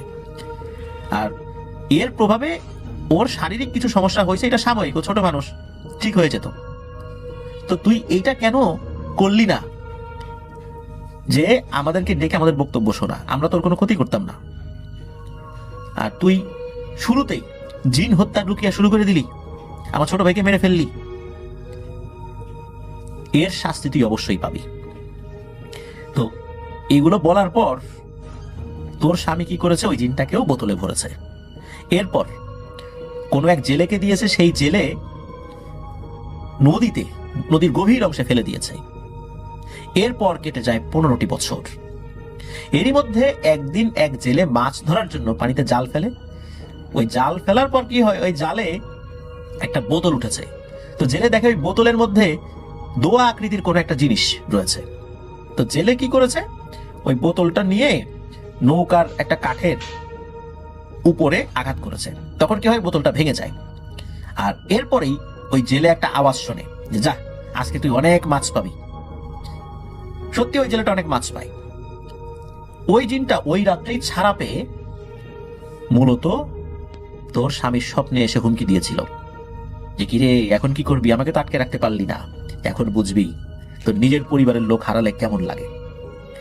এরপর থেকেই তোর ছেলেকে ওই জিনটা ভর করেছে। মূলত ওকে এমন একটা জিনিস খাইয়ে দিয়েছে যার ফলশ্রুতিতে ওর শরীরের ভিতরকার জিনিসগুলো আস্তে আস্তে নষ্ট হয়ে যাচ্ছে। এখন আমি চেষ্টা করে দেখি কোনোভাবে এটাকে ছাড়াতে পারি কিনা। আল্লাহ যদি চান ইনশাল্লাহ তোর ছেলেকে সুস্থ করতে পারবো। তখন ওই ফকিরটা কি করেছেন, উনি বলেন যে তোর ছেলেকে নিয়ে আয়। তখন ওই ছেলেকে তো কোনোভাবে উঠিয়ে আনা যায় না, একদম শয্যাশায়ী বিছানায়, অনেক কষ্টে ছেলেকে কোলে করে নিয়ে আসা হয় উঠোনে। তো ওই ফকির 2টো বৃত্ত আঁকেন, একটা বৃত্তের মধ্যে উনি বসেন, আর একটা বৃত্তের মধ্যে ছেলেটাকে আসলে বসানো যায় না, শুইয়ে রাখতে হয়। শোয়ানোর পরে চতুর্দিকে বড় করে বৃত্ত আঁকানো আবার নতুন করে লেগেছিল আর কি, বসে থাকতে পারে না। তো তখন উনি রুকিয়া শুরু করেন। এর মধ্যে এই মামার উপর ওই জিনটা হাজির হয়। হওয়ার পর মামা উঠে বসেন, যিনি উঠেই বসতে পারছিলেন না। তখন ওই ফকিরটা বিভিন্ন ধরনের প্রশ্ন করেন। আর ওই প্রশ্ন উত্তরের ওই জায়গাতে বলা হয় যে নানি যেন বেশ দূরে থাকেন ওই জায়গা থেকে। তখন কিন্তু আশেপাশে এরকম লোকজন ছিল না আর কি। হঠাৎ করে আসছে তো ওই ফকির। তো হঠাৎ করে কি হয়, ওই মামার ভয়েসটাও চেঞ্জ হয়ে যায়। উনি বেশ গম্ভীর ভাষায় কথা বলে, অথচ উনি তো ছোট বাচ্চা, বেশি বড় বয়স তো আর না আর কি তার। তো ওই জিনটা নাকি এসে ওই ফকিরকে সালাম দেয় এবং বলতে থাকেন যে হুজুর আপনি তো ভালো মানুষ, আপনি এর মধ্যে কেন আসলেন? এরা তো ভালো মানুষ না। এই ছেলের বাবা আমার একজন ভাইকে মেরে ফেলেছে। ওই দিন আমি প্রতিজ্ঞা করেছি যে তাকে সহ তার কোনো সন্তানকে আমি বাঁচিয়ে রাখবো না। তখন হুজুর মৃদু ধমক দেন এবং বলেন যে তুমি তো তার সন্তানকে মারতে গিয়ে পুরো পরিবারকে শেষ করে দিবা, এমনই তা দেখছি। আর তুমি তো তোমার ভাইয়ের হত্যাকারী, মানে এই ছেলের বাবাকে মেরেই ফেলেছে গাড়ির মধ্যে স্ট্রোক করিয়ে। এখন এই ছেলেটাকে কেন ধরছো? তখন ওই জিনটা বলে যে আমি প্রতিজ্ঞা করেছি আমার ভাইয়ের হত্যার বদলা আমি নেবই। তখন হুজুর তাকে অনেক করে বুঝান, কোনোভাবেই সে মানে না আর কি। এরপর হুজুর তার ব্যাগ থেকে এক বোতল পানি বের করে যখন এই বড় মামার উপর ছুড়ে মেরেছেন, তখন ওই জিনটা বিকট চিৎকার করে ওঠে যে চলে যাব, চলে যাব, আমি চলে যাব। তবে একটা কথা, সেটা হলো এই ছেলেটাকে বাঁচানোর জন্য আপনি চেষ্টা করবেন না। কারণ হচ্ছে আমি এই সময়ের মধ্যেই ও যে মাদ্রাসায় যেত ওই শ্মশান ঘাটের ওখানে, আমি বিভিন্ন ধরনের জিনিস ওকে খাইয়ে দিয়েছি। ও আর বাঁচবে না, আমি এখন চলে গেলেও বাঁচবে না। ওর শরীরের ভিতরের অনেক জিনিস ইতিমধ্যে নষ্ট হয়ে গেছে। তবে ওর অন্য ভাই বোন যারা আছে ওদেরকে আমি কোনো ক্ষতি করব না, এটা আমি কথা দিয়ে গেলাম। এই ছেলেটা এই পৃথিবীর আর কিছুদিনের মেহমান মাত্র, ওর আর বাঁচার কোনো আশা নাই। কারণ আমার কাজ যা আমি এটা করে ফেলেছিলাম, আপনি আসছেন একদম শেষ দিকে। তারপর সেই জিনটা সালাম দিয়ে চলে যায়। ওই ফকির নানিকে বলেন যে মারে আসলে অনেক দেরি হয়ে গেছে, আমি কিছু করতে পারলাম না, তবে তোর অন্য সন্তানদের ইনশাল্লাহ কোনো ক্ষয়ক্ষতি হবে না। তো ফকির ওখান থেকে চলে যান। এর এক সপ্তাহ পর বড় মামা পৃথিবীর মায়া ত্যাগ করে চলে যান। আর এর মাধ্যম দিয়েই এই ঘটনার সমাপ্তি ঘটে।